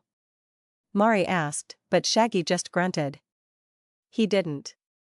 Stanley answered, sounding odd. He just rolled the dice with his life. Our lives. Shaggy grunted again. Oh please. I knew what I was doing. I figured there was a good chance my healing would help repair any damage. It did mostly. Mostly? Mari asked as they hurried to follow him. I'm tapped. I need to eat to replenish my healing ability. So let's not quibble over what's been done and find me something to eat. There's a noodle place across the street. Yelena pointed out. Fine. Whatever. Noodles sound great. Let's just eat. Afterward, we need to head back. His statement was met with a round of complaining as they crossed the street. The door was open to the noodle restaurant, so Shaggy walked in saying. Shaggy? Mari said, pointing at a table on the far side of the room. Shaggy groaned as three hybrids were staring at them from across the room. So that's what it looks like when you don't heal. Mari snarked. Shaggy leaned against the noodle restaurant's counter, trying to hold himself up from a stab wound in his gut. The three hybrids had been an easy fight, even without his healing and his own team shooting him in the back. Of course, now he was down to just a shirt and he was pretty sure the owner of the place was calling the cops. Shaggy hauled himself over the counter and started rummaging for food. Yelena, Nate, and Petrie looted the bodies while Stanley watched the door. Thankfully, the place hadn't been that full. So, within seconds of the fight starting, the place was empty. Now they were in the middle of a wrecked noodle place, with minutes before the cops arrived. Shaggy found a pot of broth and gave it an experimental taste. It was kind of bland, but it would do. He groaned as lifted the large pot off the old-fashioned stove and tipped it back. As soon as the food hit his mouth, he felt his healing kick in. The scorch marks on his back healed and the knife in his stomach was pushed out. Shaggy ignored his healing wounds and gulped down the bland broth, occasionally finding a noodle. It was still hot and burned on the way down, but at least his wounds were healed. "That's so weird," Mari's voice said. Shaggy polished off the pot and turned. The girl was propped up against the counter, smiling at him. Shaggy sighed. "Shouldn't you be working? Or do you get some weird kick out of giving me shit?" Mari looked around. "What work? Bodies are looted and we seem to be in the clear. For now, at least. We got minutes until the police arrive." "We need to get out," Shaggy said. Once everyone was ready, Shaggy threw a few credits on the counter and ran out into the streets. Mari stopped in the street, but Shaggy overtook the small girl and started running for the deli. Their patrol was over, even if it hadn't been that productive. Except for meeting Kexar. He also now had a better idea of what their neighborhood was like. But night had fallen, and it was time to get off the streets. It was a quick run, with little of note. Except maybe that Shaggy noticed that Petrie was the slowest of his current crew. The slim boy was huffing and puffing after a few yards.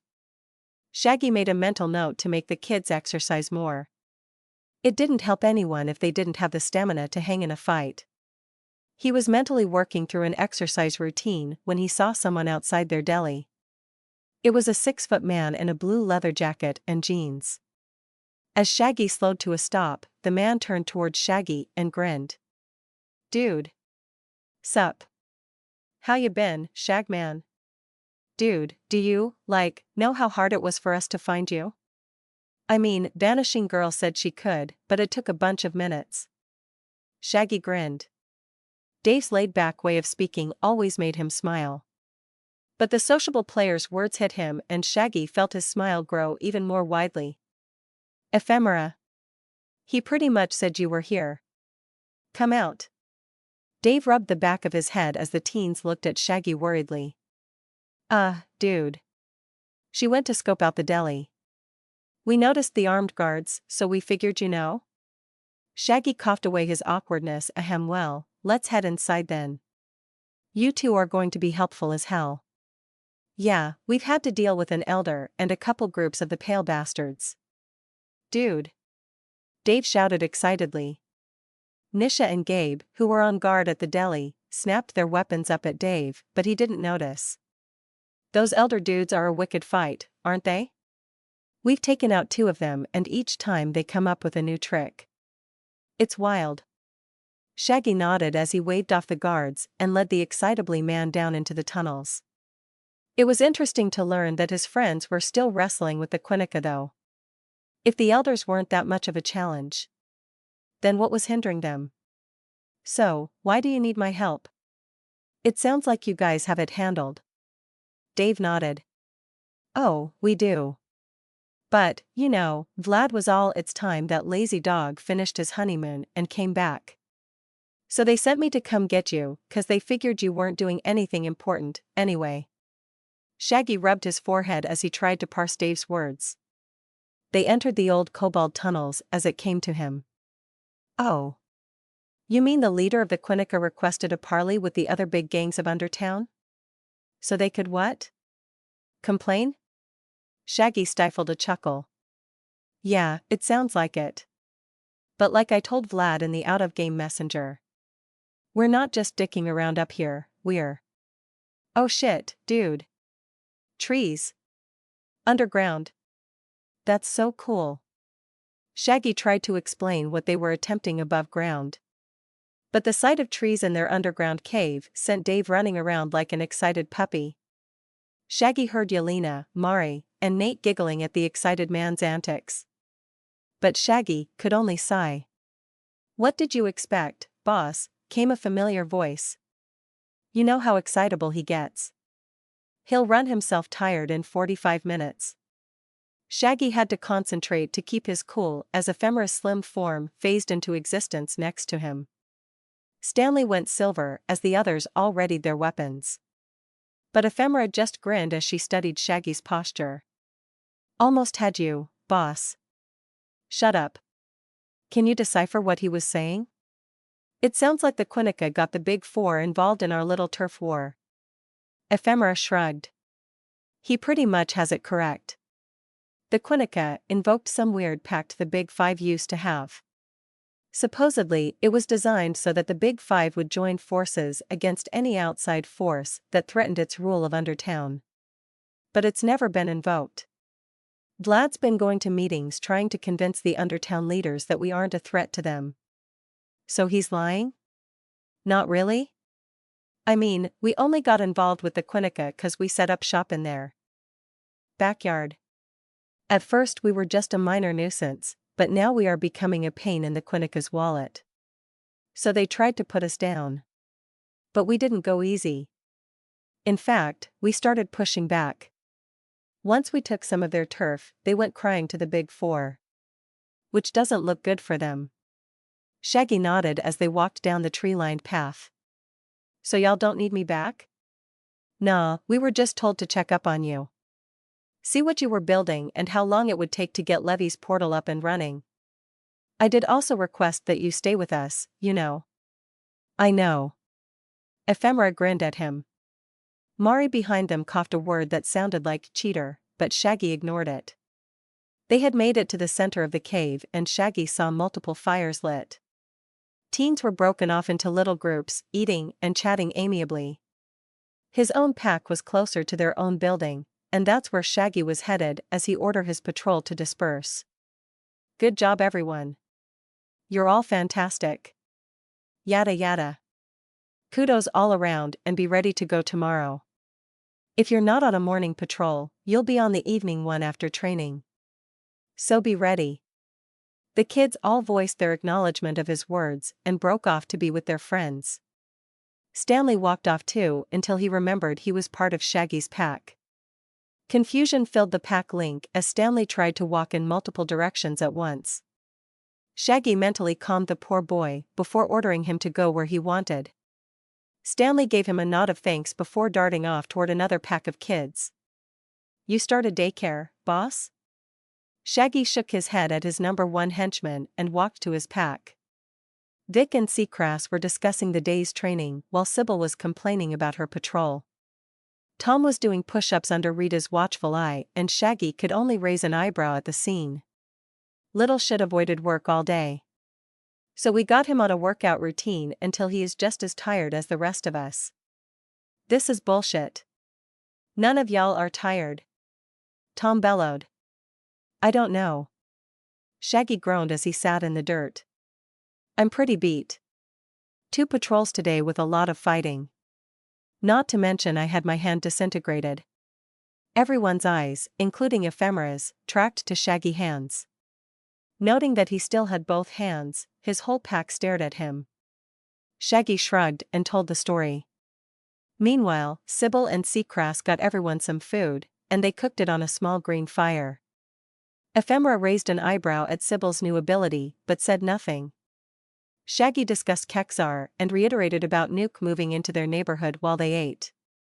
The others had little more to add, but they described their own days and how the kids fared. Mostly, aside from Sybil's patrol, the kids seemed happy to get out and about. Although once back, they remembered they had a furniture problem. Sybil, you and the van are on that tomorrow. Take Tom. Ah. Why do I get stuck with him? 'Cause none of the kids will want to go with you and you'll need the muscle. Just grab some beds and stuff from somewhere. Buy or steal it, then hurry back here to get it all set up. Seacrass and I will do another patrol in the morning while Rita and Vic train the kids. No offense, boss.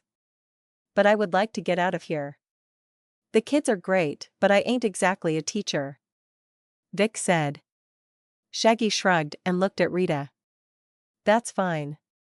You got the kids? Before Rita could answer, Dave's voice broke through the tree line. Dudes. This place is so cool. Big shiny light thing in the sky, tons of trees, a pit in the backyard. Cabin's a little funky looking, but, people's decisions are their own. It's not done yet, Dave. Oh, that makes sense. We need to finish the walls and get some furniture for the insides. Shaggy explained. But I've been waiting for Levy to get back before I do any of that. Ephemera tilted her head. Where is she? In the Fey realm, helping a pixie. Shaggy answered and then shook his head at the absurdity of that truth. So, how can we help? Shaggy grinned. Actually, Ephemera, I need you to do some scouting. We need big targets and, hopefully, the Wild Bunch's main hideout. Ephemera nodded as Dave stuck his hand up. Oh. What about me? I can stick around for a bit. Mind training up the kids? We were just talking about getting tomorrow's training situated. Dave crossed his arms and pouted. Ah. That's exactly what I'm doing in Undertown. It's fun, but come on. Let me punch stuff. If you do the morning training, then I'll let you come along on the evening patrol. Vic's been going over ranged combat. But we need someone with hand-to-hand training to help. Seacross is good, but we could always use another perspective. Fine. So long as I can have fun. Ain't no one ever going to stop that, Dave. Shaggy grinned. Rita spoke up as she looked around the fire. Its green glow, casting all of them in an eerie glow. So Vic and Seacross and yourself are taking a patrol out, Sybil and Tom are on furniture duty, Ephemera is scouting, and Dave and I are hanging with the kids. That about sums it up. Unless anyone has any problems? Shaggy looked around at his pack and smiled. Stanley was still an outlier, but they'd work him in tomorrow. Maybe make him part of the evening patrol again. Or he could lead one. Shaggy turned that thought over. A few of the teens still looked a little miffed that the skinny boy had pulled the golden ticket. But if he was stern, Shaggy was sure that Stanley could get them to listen. Shaggy leaned back as he thought it over. As he did, Ephemera poked him in the shoulder. Shaggy turned to see the pale, dark-haired woman looking at him. So where am I patrolling? Oh yeah. Sorry. We are technically on Wild Bunch turf now, but they backed off a few blocks to the north and west. So I need you to do some solo scouting and find high-value targets. You find them, then the next day we hit them. We do that enough times we destabilize the bunch and force them to submit or force them into open conflict with us. So the gang is already in a war, and you want to start another one? Shaggy shrugged. Hey, the bunch are not the Quinnica. I mean, they have some decent weapons, but we can still clear them out quickly if we can nail them down. And the faster we deal with them, the easier it will be to cement our power base up here. Rita added, smiling at Ephemera. The pale woman grinned at all of them before she stood up and brushed off her pants. I guess I better get started then. I'll find out what I can and then report back in the morning. Shaggy nodded before he shared a look with his pack. It was time. Before that, I have a question for you, Ephemera. What's that, boss? Shaggy stuck his hand out and smiled. Do you want to be a part of my pack? Shaggy ducked the haymaker from the thug and slammed his fist into the man's jaw. Shaggy finished his uppercut and slammed his forehead into his target's nose. The man crumbled and Shaggy turned to look down the street. Nearby, Branka's stun baton sparked as she swung it into another gang member's face. She seemed to do fine, while Aki was currently trying to use her new force fields to contain another 3 bunch gangsters.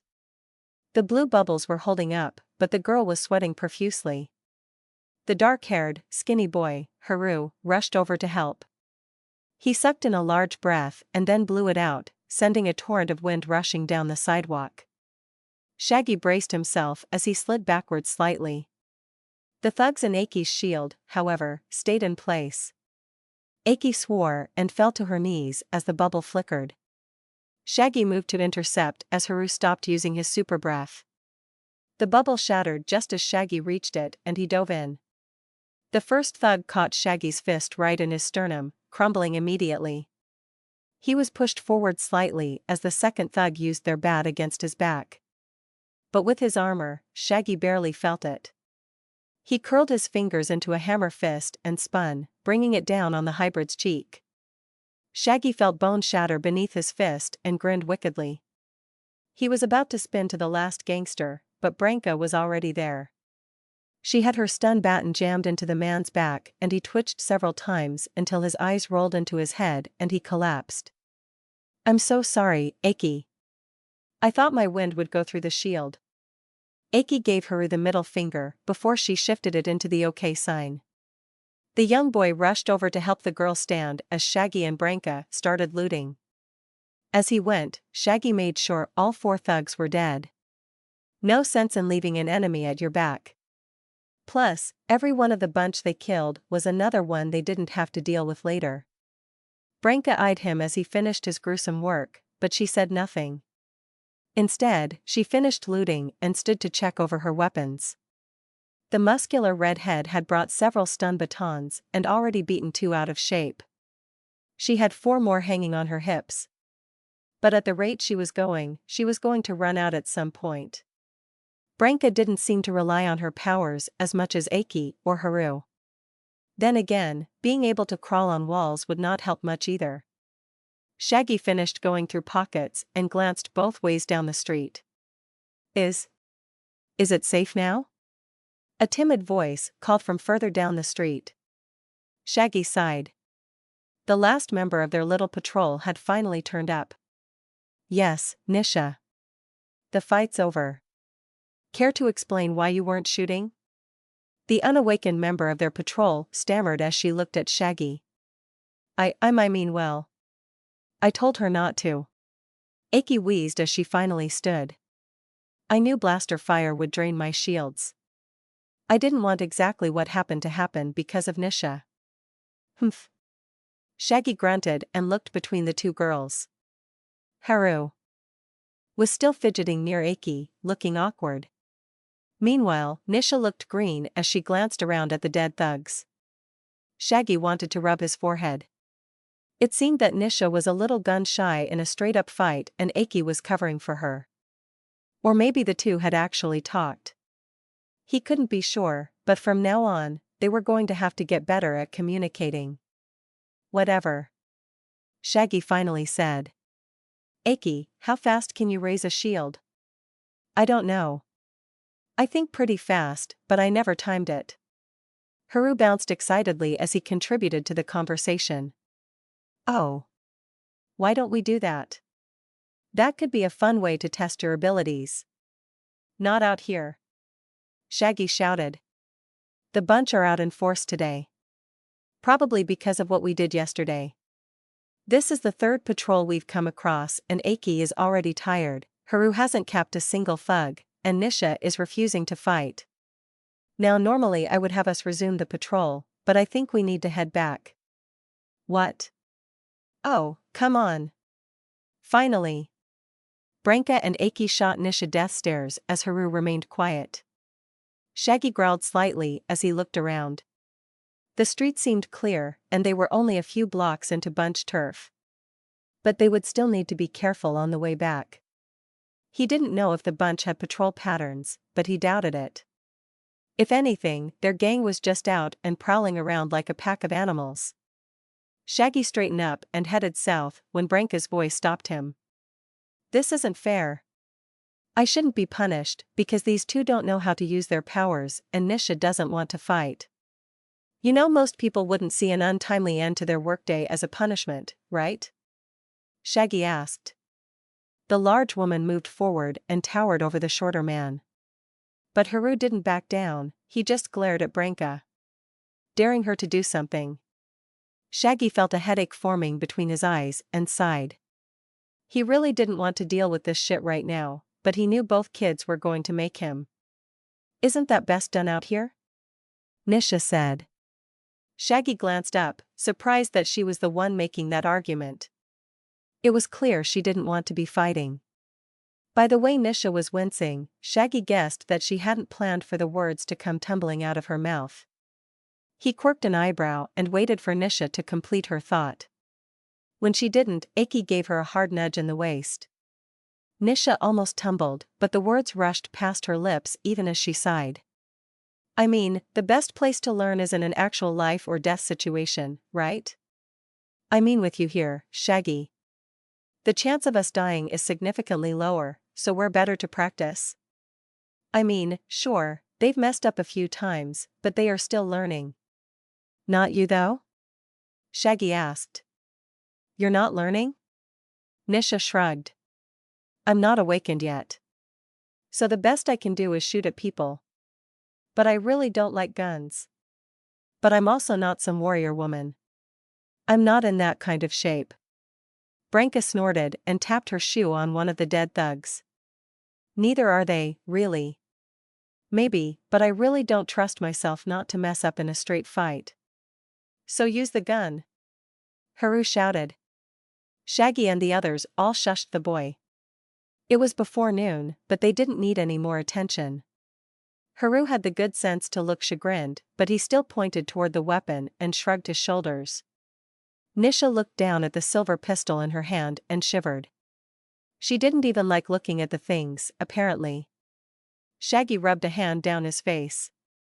They still had a lot more on their patrol path. But they had made it this far without the girl's help. But that didn't mean he was going to have his crew carry her. You know you're going to have to do something, right? I mean, we can't all be fighting and you're just sitting there not shooting your gun. If you want a pass, like Seth, find something to do back in the cave. Nisha nodded glumly, which Shaggy took to mean she accepted her new non-combat role. Instead, she grabbed one of Branka's stun baton and gave it a few experimental swings. Shaggy gawped at her for a few seconds until the young girl coughed. Ahem, what? I said I don't like guns. I have no problem braining a person. Branka was glaring at the smaller girl for taking one of her batons. But overall, it seemed everyone was ready. So Shaggy spun around and walked up the block. They still had a few blocks to go before they turned and started back. It was another few hours of walking ahead of them. Probably more if they kept running into wild bunch patrols. Shaggy found it interesting that the streets were less populated than they had been. But he chalked it up to the increased bunch presence. It was like the citizens knew what was going down and tried their best to stay out of it. A few of the stores were still open here and there, but the majority looked closed as well. The empty streets and quiet morning made it seem like the five of them were just on some kind of weird walk. Shaggy almost missed Isabel's constant prowling in his ear.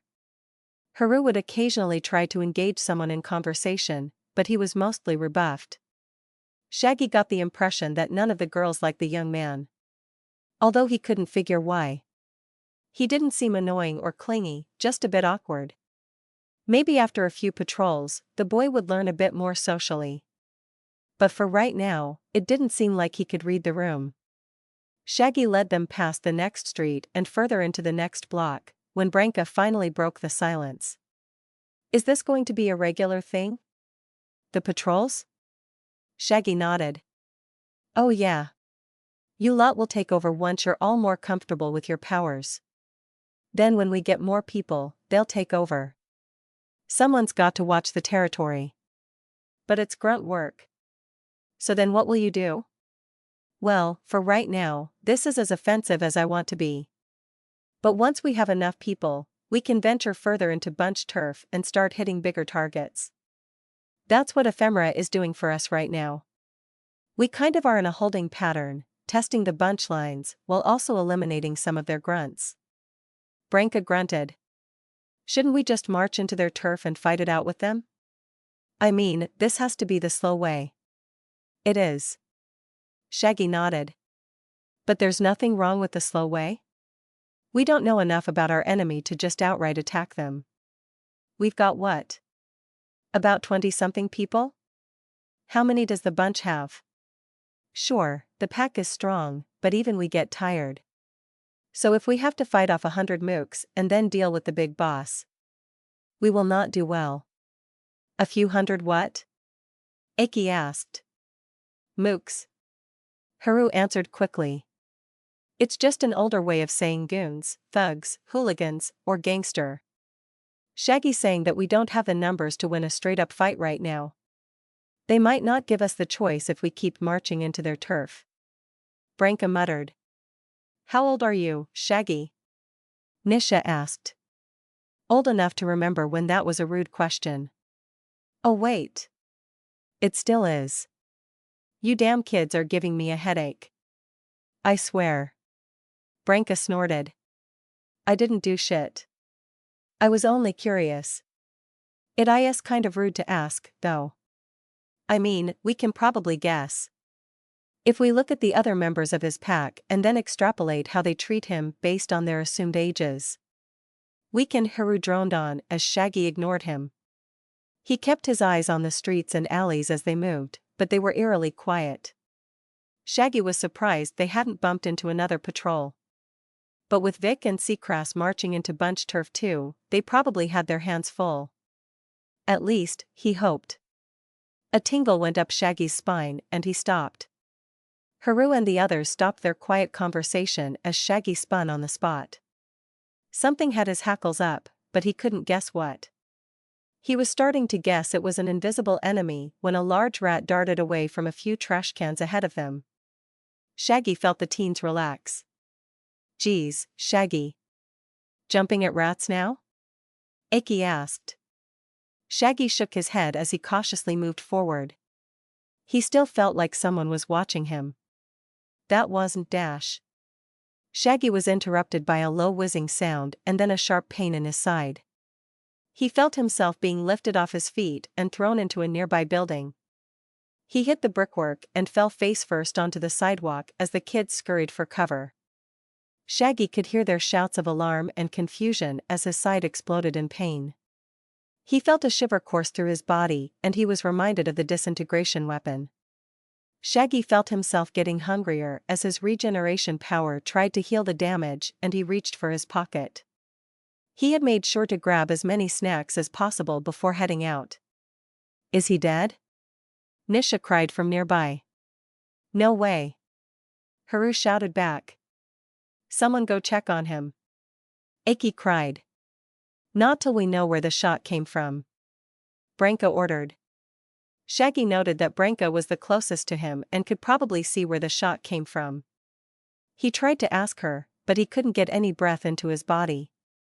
There were no other sounds in the street, and Shaggy guessed the shooters were checking their work before moving in for the kill. He was proven correct when a voice called from the east. Hey! One of you kids go and check if there's a body. He's worth 5,000 credits dead, but we need proof. Oh, don't be like that. We were going to let you all go with a beating. Now, because of your hurtful words, we might just kill you. The voice called back. Shaggy finally got his left hand into his pocket and reached around for something. He came away with a candy bar that was slightly mushy from the heat. But he didn't even unwrap it and jammed the thing into his mouth. His healing was progressing slowly, but it was going to need all the help it could get. He had survived getting his hand disintegrated, so this couldn't have been that bad. Although his side hurt like hell. His kids were still yelling at the bunch assassins, and it seemed like they were at a stalemate until an unknown voice came from across the street. Let's just kill them all already. We only need the short one for the bounty. The rest are just icing on the cake. Shaggy heard Branka whispering something, but he wasn't sure if it was for him or the others. He felt the hole in his side finally close up and he cracked an eye. Branka was crouched near Aki, behind a tree. The large woman was whispering something. The wide-eyed Aki looked a little shocked, but she nodded rapidly. Shaggy tried to find the others, but he couldn't see them from where he lay. Fine. I'll do it myself, said the second voice. There was a rush of air and a flap of wings before an angel landed in the middle of the street. Long blonde hair flowing in the breeze from his large wings, the man touched down in the street with a strange amount of grace. He turned his blue eyes to where Branka was crouched behind a tree. I'm going to check on the target. If you get in my way, I'll bury you. He warned. Shaggy felt his healing stop, but his stomach still rumbled slightly. He wasn't at 100%, but he figured he could deal with one asshole. He watched the man approach and saw Branka ready one of her batons. Shaggy wanted her to let the giant angel through, but she seemed ready and willing to jam her shock stick up the guy's holy ass. Which is exactly what she tried. Aki created a large blue bubble on the other side of the tree to block gunfire, as Branka left her cover and tried to jab her weapon into the angel's back. The shock stick hit, but no electricity sparked, and the guy didn't even flinch. In fact, he looked more annoyed than anything. He spun and ripped the weapon from Branka's hand while snarling. Shaggy grinned as he rose to his feet.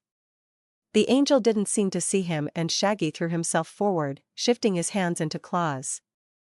The angel spun again, left arm outstretched to catch Shaggy in midair. He succeeded in gripping Shaggy by the throat, but Shaggy thrust his claws forward into the angel's chest. As I was saying, I am untouchable, as I am part of the divine. No one can. The angel trailed off as Shaggy wrenched his claws sideways. Gold ichor gushed forth from the angel's chest as he looked down. The angel's face was a mask of terror as he tried to comprehend what had just happened. Shaggy slashed the angel's arm off for good measure. Another whizzing noise sounded, and Aki gave a scream. Her bubble had stopped a shot, but it was costing her. Thankfully, those weapons had a long cooldown on them. Shaggy glanced at the angel, who looked dumbfounded, and grinned. How? Shaggy jammed his claws into the angel's neck and ripped them sideways. After that, he pulled another snack from his pocket and unwrapped it. He looked over at Branka and found Nisha and Haru further south, by a car. While he was eating, he waved a hand. Well, charge? He grumbled around a mouthful of chocolate. Branka was the first to shake herself out of her stupor and rush across the street. Shaggy quickly followed her. Aki dropped her bubble as they crossed the street. Shaggy spotted the shooters on the rooftop across from them and ran for the alleyway. If he was lucky, there would be a fire escape. If he wasn't, there would at least be a way into the building. Branka made it to the building first and threw herself at the wall and climbed it.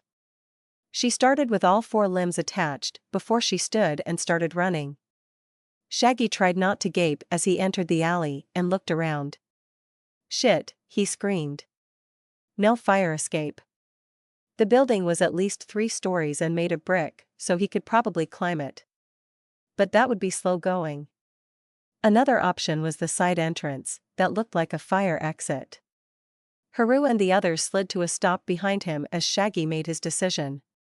He kicked in the door and rushed inside, looking for a staircase.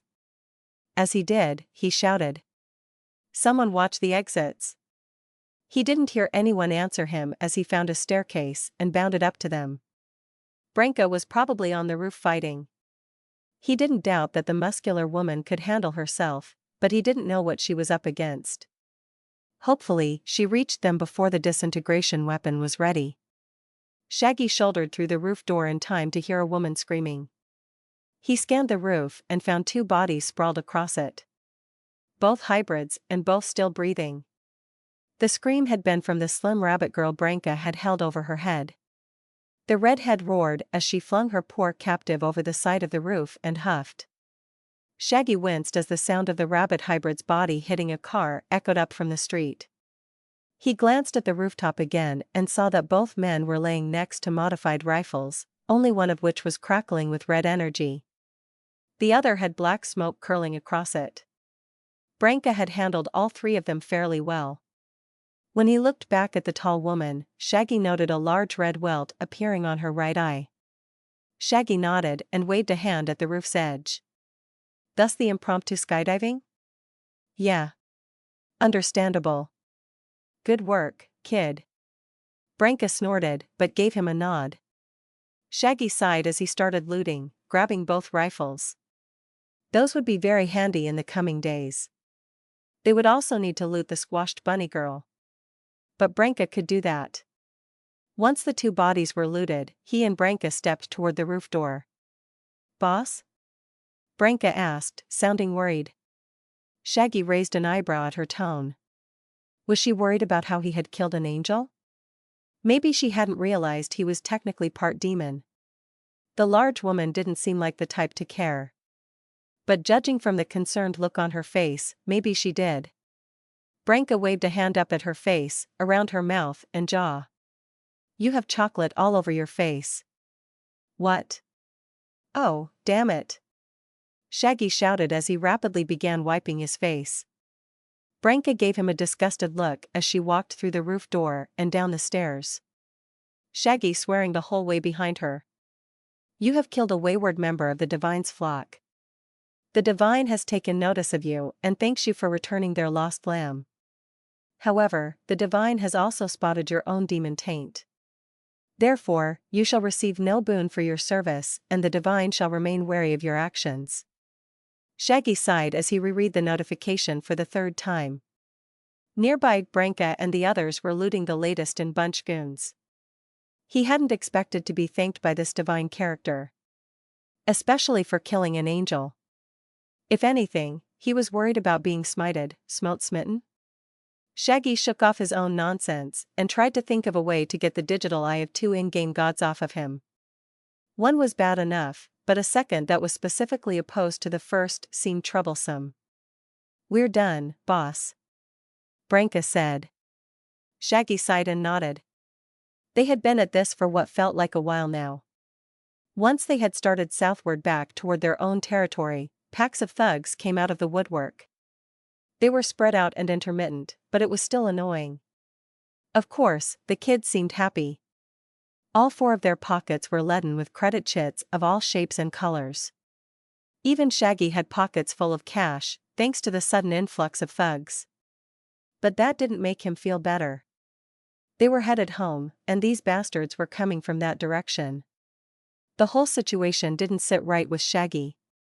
Rita and Dave were at the cave, so he wasn't worried about them, but any strike into their turf was concerning.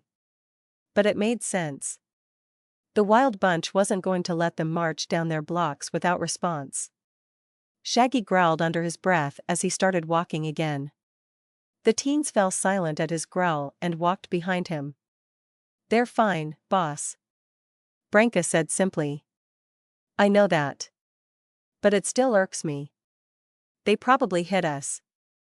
I mean, was it too much to ask for them to stay put and let us whittle them down? Apparently. Haru smiled. Shaggy growled at the young man, but said nothing. He turned a corner, heading eastward, and spotted another group of thugs limping down the sidewalk. Shaggy didn't even give them time to register him before he bounded forward. The sounds of thudding footsteps came from behind him as he threw himself into the 3 wounded men. Shaggy angled for the biggest hybrid first and slammed into the warthog-looking man's chest. His claws sank deep as the alien gave a squeal of surprise before toppling over. Taking Shaggy with him. A blue bubble popped into existence along Shaggy's right side. It was just in time to catch several bullets from another thug's gun. Shaggy darted around the blue bubble and slammed an elbow into the shooter's neck. The man sputtered to the sidewalk as Shaggy spun to attack the last bunch gangster. But Nisha was already there.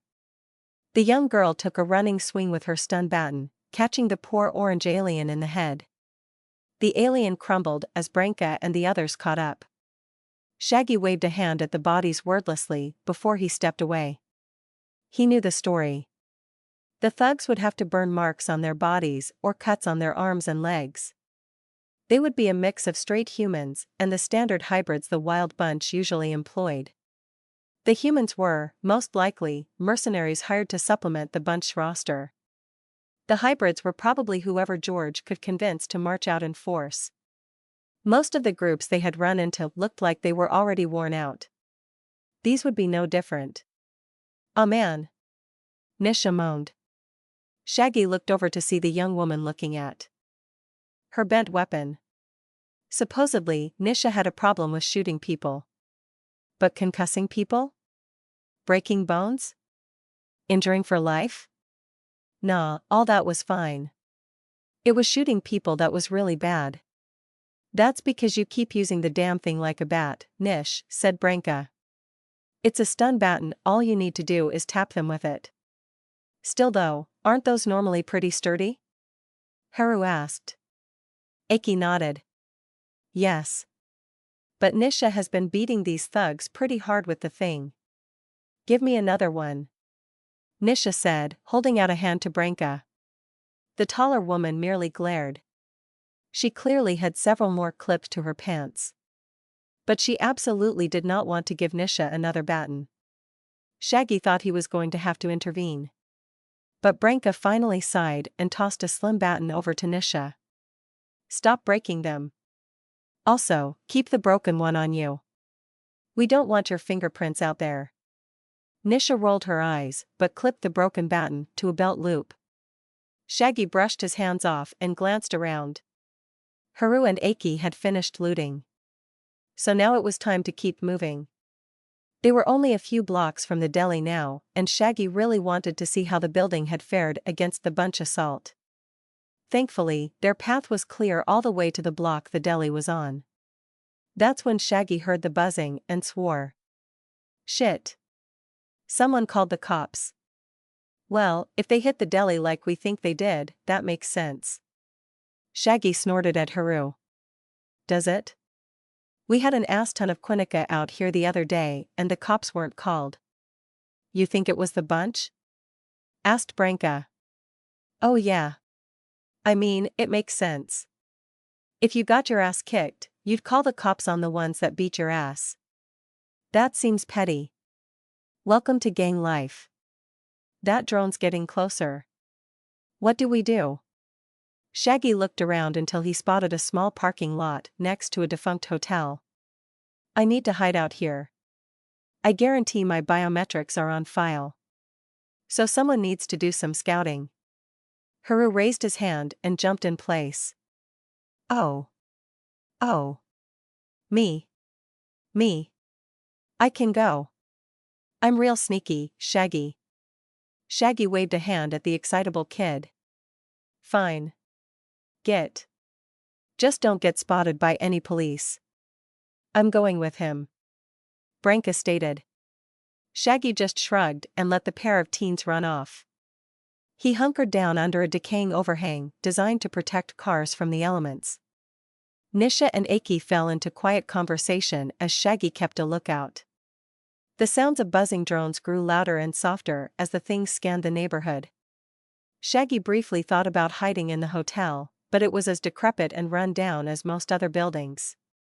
Chances were, the building would fall on him. But it was a suitable spot for an escape route if he needed it. With the growing buzzing, Shaggy tensed and got ready to run. But the police drones passed overhead, barely stopping to scan the neighborhood. Shaggy felt his head tilt in confusion, but he said nothing. Maybe the drones were chasing the bunch patrols? Or someone had called the police because of all the bodies strewn across the streets? He and the kids had left a bunch of bodies in their wake. Shaggy continued to wait as more buzzing filled the air. The fact he couldn't see the blasted drones didn't help. They always sound just close enough to be a nuisance. But they never got close to where he was hiding. It was a full 5 minutes before Branka and Haru returned. Both were short of breath from running. But neither looked worried as they ran into the motel parking lot. Shaggy waved them over. Deli's clear, boss. Yeah. There's no one there.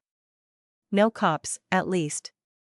I think I saw some people in the deli, though. But that could have been our lookouts. Shaggy gave both teens a nod of thanks before he glanced up again. The damn buzzing was still going, and he was sure he was developing a complex. Behind him, both Aki and Nisha got to their feet. Waiting for his orders. Shaggy sighed. They were going to have to run for it. But Branka and Haru had been fine. Shaggy pointed his chin at Branka and Haru. You two lead the way and get us to the deli. Once we're there, we can relax. Both kids nodded and turned to run. Nisha and Aki followed with Shaggy, bringing up the rear. He monitored the skies as they moved. But the route Branka led them through was a surprisingly twisty one. They weaved through alleys and into abandoned buildings, stopping only to check the skies and move on. Shaggy caught his first glimpses of more police drones on the horizon before he followed the kids into a large arcade. At first, he thought it was defunct, but the large four-legged alien at the counter seemed to indicate otherwise. Branka and the others all passed the alien by without a look. They were out the door as Shaggy glanced over at the thing. They caught eyes, and the alien seemed surprised to see Shaggy. Shaggy gave the alien a jaunty salute before he was out the door and into the street again. The alien made a weird gargling noise before Shaggy was down the sidewalk and crossing the street. The drones were getting easier to spot as they got closer to the deli. Branka stopped at the end of an alley and peered around the corner.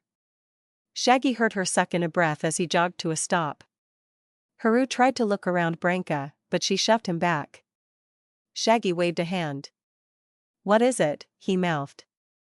It took Branka a second to understand his meaning, and when she did, she pointed up. Shaggy glanced upward, but all he saw was a clear sky. When he looked back to Branka, the girl had a hand up, palm facing down, flying it through the air. Shaggy nodded. "Drones." He crept past the others and crouched low. Branka slid to the side as he glanced around the corner. 4 drones were at street level, scanning the entrances and windows of buildings. Shaggy groaned, but quickly stifled it. The deli was at the end of the block, past the drones. He sighed as he tried to think of something. Haru was pointing up, but Shaggy shook his head. The roofs would have been a good idea, but there were still drones flying around. Shaggy came to a decision and grew his claws. They were going to have to attack the drones and make a run for it. The cops would immediately know where and when they lost their drones. But hopefully, they wouldn't immediately focus in on the diner. Shaggy gave Branka a nod and then looked at the others. Aki and Haru looked ready to go, but Nisha looked worried. Shaggy raised an eyebrow and the small girl moved close enough to whisper. "Why don't we just use another maintenance entrance?" Shaggy froze as the feeling of wanting to slap his own face overcame him. Of course. They were close enough to the same block. All they had to do was get to a maintenance access and get through the door. Hopefully, it wasn't as magically protected as the other had been. But even if it was, that would be safer than dealing with the drones. Shaggy gave the girl a thumbs up as his claws shifted back to fingers. He glanced at the 2 buildings on either side of them. They were an apartment building and an old bookstore. Shaggy chose the bookstore and rushed in. They didn't need to risk a bunch of people seeing them in the apartment. The bookstore was deserted save for a few ancient shelves and the smell of old paper and mold. He and the kids spread out as the buzzing was growing close. They needed to find an entrance to the tunnels below. Shaggy poked his head in the back office as Aki and the others went to the storeroom. It was worthless. Not even a desk was left over in the carpeted room. Shaggy wasn't sure what he had been hoping for, but a loud gasp from Haru drew him to the storeroom. The teens were crowded around a set of stairs leading down. Shaggy had to push past Nisha and Branka to see what had Haru freaked. A large metal door with a maintenance sign on it sat at the bottom of the stairs. Unfortunately, the weird purple glow of random magic was set into the metal of the door. Shaggy sighed as he waved the kids back. Levy had said it was an Everlock ward, which meant opening it was going to be a pain in the ass. Shaggy bolstered himself. He was going to have to ram it and hope for the best. A single tap on his shoulder brought him back around to Nisha again. The young girl seemed tired as she pointed at the metal door. "That's a metal door enchanted with magic. Do you really want to break it open? You got a better idea?" Aki shrugged her shoulders. "We could wait. I mean, how long does a neighborhood scan take?" "But we need to get back," Shaggy growled. "Right now, boss? What are we going to do? Run all the way home and then hole up there until the cops leave? We can do the same thing here," Branka explained. Shaggy huffed. He had been trying to get back to the cave ever since his mind put 2 and 2 together. They had been hit by the wild bunch, he was sure of it. But after seeing the patrols returning to bunch turf, he was also sure that his crew had beaten the attack. Still, he had wanted to make sure his in-game home was okay. But the kids were right. He needed to calm down and think. They could take some time and collect themselves while the cops chased their tails. Shaggy put his back to the stair wall and sighed. You're right. We need to stop and wait. We're pretty hidden in here. Nisha, Aki, and Branka all sighed and sat on the steps. Haru looked confused for a few seconds before he sat next to Aki. The young boy gave Shaggy a shrug as the sounds of drones still hummed around them. Shaggy cracked his knuckles and sighed. He opened up the in-game forums and looked around. It was going to be a long wait. I mean, those animal guys were fun and all, but totally weak sauce. I mean, besides their normal animal powers, they weren't as tough as the Quinnica, Dave said.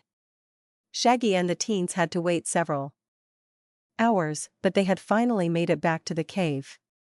The deli guards were still keeping a lookout, but the store itself was even more trashed than before. Shaggy had everyone pull back into the maintenance tunnels again. It was a suitable spot and they could defend it. Once they made it back down to the cave, they found a bunch of harried-looking teens and the ever-excitable Dave. Dave wasted no time in explaining how the Wild Bunch thugs had tried assaulting the deli. The bunch hadn't considered their defenses, though. The K-Tech rifles were probably an unwelcome surprise, which held them off long enough for Dave and the others to get the word. From there it was mostly the mutant player running amok as Rita pulled the teens back. Of course, the way Dave told it, he stood against the hordes of hybrids and tore them to pieces. Although, by the way, all the teens were listening and watching the guy, Shaggy wasn't sure how much was exaggerated. They were standing just outside the teens' dorm and Shaggy had waved off his morning patrol. See, Crass and Vic weren't back yet, neither was Ephemera. But he wasn't worried about any of them. The only way the Wild Bunch was getting the drop on them was by sheer force of numbers. But as Dave explained it, they had sent a lot of their people to the deli, which left Shaggy's patrols clear to clean up the scraps. Sure, those Rhino Turtle dudes were a bit of a pain, but nowhere near as tough as Ren or a Quinnica Elder. It was overall extremely lame, dude. I mean, why haven't you just run over them at this point? Dave's eyes stared at Shaggy with a complete bewilderment that made Shaggy shrug. He had figured the Wild Bunch would smother them under the weight of their numbers. But if what Dave was saying was true, maybe he and his pack could wipe them all out and be done before daybreak. Of course, there was still a chance the bunch were hiding something, and he still hadn't met this elusive George character that led them. Not to mention, there was the Quinnica and Freak connection they hadn't explored. Dave pointed a finger at Shaggy and chuckled. Haha. Dude. You got the same look on your face that Vlad gets sometimes. You mean a thinking face? Shaggy quipped. A thinking too hard face, dude. You know the solution, but you're too busy thinking up problems to do anything. Just fix the problem and deal with problems as they come. It's easier to deal with problems as they come if you know what they are. Dave leaned back in his borrowed metal chair. He seemed to ponder Shaggy's words as he looked over at the teens sitting near them. Most were watching the exchange with looks of odd fascination, which were mostly directed at Dave. Shaggy sighed at the affable guy's magnetism and changed the subject. You still up for an evening patrol? I doubt the bunch are going to be out in force. Not with the way you beat them. The front two legs of Dave's metal chair slammed back into the dirt as he nodded excitedly. Oh hell yeah, dude. I haven't, seen what a patrol is like topside. I bet it's killer. Dodging drones and soups. Trying to figure out if there's a dagger in the darkness, just waiting to come down at you. I bet it's wild. Shaggy waved a hand. It's not that exciting. Just grab a few of the teens and walk around the neighborhood. You're mostly looking out for other gangs or business opportunities. Dave's head tilted like a confused puppy and Shaggy explained. The neighborhood is pretty decrepit. But with a sufficient credit infusion, I think we can turn things around. I thought we were bad guys, dude. Gentrification can be pretty evil, but not what I had in mind when I signed on to be a bad dude. It's not gentrification, it's revitalization. We're just getting in on the ground floor of a new neighborhood. One where we can bury ourselves in the foundations of the neighborhood and grow. Dave nodded slowly, seeming to understand. But Shaggy wasn't sure. The sounds of thudding feet brought him back around toward the cave's central walkway. Sybil and Tom were stomping back down the path. They looked fine physically, but Shaggy could tell Sybil was ready to light something on fire. "Some of you damn brats need to go grab the furniture," Sybil yelled, summoning a ball of green flame. Rita placed herself between the irate blonde and the kids. The teens scrabbled away as Rita and Sybil eyed each other. Tom stuck his thumbs in his belt and huffed loudly as the teens scattered. "That was a pain in the ass, boss. I mean, I've met loan sharks that were less greedy than that rotten furniture store salesman. We could barely buy one full set of furniture before Sybil threatened to burn the whole place down. It wasn't my fault. The racist alien was overcharging us. He's lucky I didn't set fire to that whole warehouse full of mattresses. Yeah, well, now we don't have beds and we'll have to find another store." Shaggy shrugged. "Not necessarily." Sybil's face brightened. "Please, tell me we can hit them?" "Please?" "Sure. Take a team and the van and load up. Are you aware of the store's defenses?" Shaggy shared a smile with Rita. "Really? Are we going to take those? Do you have room for them in the van?" "Later," Rita interrupted. Sybil looked aghast, and Tom deflated. Shaggy could feel Rita's hesitation, and he knew the others could as well. But before they said anything, Rita elaborated. "You left his store pretty hot and bothered by the sounds of it. So if anything happens, they are going to be coming right for you. That wouldn't matter normally, but this store is local. Which means we need to be even more careful. So why don't we wait a few days and then hit them? We can steal more cars and get the kids ready and make a whole night of it. Really put the bastard out of business." Sybil harumphed and paced back and forth. She was clearly thinking it over, but Shaggy could feel how annoyed she was. A thought occurred to him as her anger echoed through the pack link. "Hey! Why don't you join the evening patrol? You can work off some of that energy by attacking wild bunch turf." "Hey, I thought you said evening patrol wasn't exciting." "It was just looking after the neighborhood and scouting stores," Dave argued. Shaggy felt the members of his pack start to rile themselves up. Sybil's anger was gone, replaced by a burning need to hunt. The same feeling was present in Rita and even Tom. A fourth feeling came from the space behind Shaggy, and he grinned as Ephemera appeared out of thin air. He could feel her annoyance at being spotted. But she smiled as she spoke. "I know just the place to hit first, boss." Shaggy smiled, and they all gathered around to listen to Ephemera's report. "So, these guys aren't exactly hiding what they're doing. They got drug labs set up in various abandoned buildings, weapon caches in apartments full of civilians, and few gambling dens here and there. Okay. We'll go over all of that later. But, for now, what's our first target?" Shaggy turned to Sybil, who was shifting from foot to foot. "Tonight, take some kids and burn it down." Shaggy didn't want to think about who the petite woman was going to press gang into helping her. Instead, he turned back to Ephemera and waved a hand for her to continue. "Next closest is another drug lab. This one is set up in an old warehouse. It is more densely guarded, and I saw vats of blue liquid the grunts were calling glow. Now these guys were armed to the teeth, so anyone who goes should be careful." Shaggy nodded before he looked at Dave and Rita. "You both pick a few to go with you. But it's the same as before. Burn it down." Both Rita and Dave nodded excitedly. But they stayed put as Shaggy looked at Effie expectantly. "The biggest target is a gambling den beneath a brewery." It was a nice place, actually. Clearly designed to fool the casual observer. But underneath it is a large underground gambling house full of wine, woman, and sin. "Boss, if this place was closer to our territory, I'd suggest we take it over. But it's just over into their turf and guarded better than most of the other places I've seen. If I were to guess, the place is a big earner for them." Which means the defenses are going to be top-notch for the wild bunch.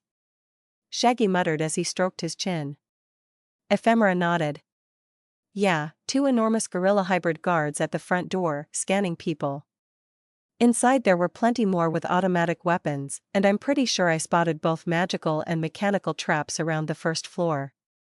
I didn't risk going deeper in. Oh. Dave interjected. Maybe we can do, like, a heist? You know, scope the place out for a while, then hit it in a montage. You know where they think we did it one way, but really we did a completely different way. Shaggy covered his grin with his hand. Dave. I don't know how to montage, and I'm pretty sure you don't either. Dave shrugged. What's to know? Catchy music, interposed with images of us doing our thing, and then we're away with the cash. Shaggy was sure the man was serious until Dave gave him a wink and a grin. Shaggy shook his head and turned back to Ephemera. Anything else? Plenty. Ephemera snorted. But I think we'll have our hands full with just those 3. I mean, the drug labs are pretty soft targets. But the gambling den? That's going to be a beast. I suggest we take the rest of the pack on that one. Minus Tom. Shaggy said, looking at the thin man. Hey. That's rude. What if I wanted to go? Shaggy just stared at his packmate. Tom glared back until his face broke into a smile, and he nodded good-naturedly. Yeah. You're right. That sure as hell ain't my scene. I'll hold down the fort with the remaining munchkins. Shaggy slapped Tom on the back and laughed. Turning back to Ephemera, he asked. How far into their turf did you get? The pale woman smiled as she took Dave's old chair and sat. Pretty far, actually. Like I said, they don't really hide what they're doing. It's like they've gotten so used to acting with impunity that they don't know how to be subtle anymore. Still couldn't find their headquarters, though. I'm beginning to think it's underground, too. The same as this place. But I'll keep looking. Thanks. Get some rest and then head back out in the morning. Shaggy said. But Ephemera grinned at him. Oh hell no, boss. I ain't letting you have all the fun without me. Like I said, the rest of the pack is going to hit that gambling den. That includes me. Shaggy smiled. If you're sure. Shaggy saw Rita nod as Dave seemed to ponder what she had said. Shaggy sighed and tried to list out all the kids that they could take.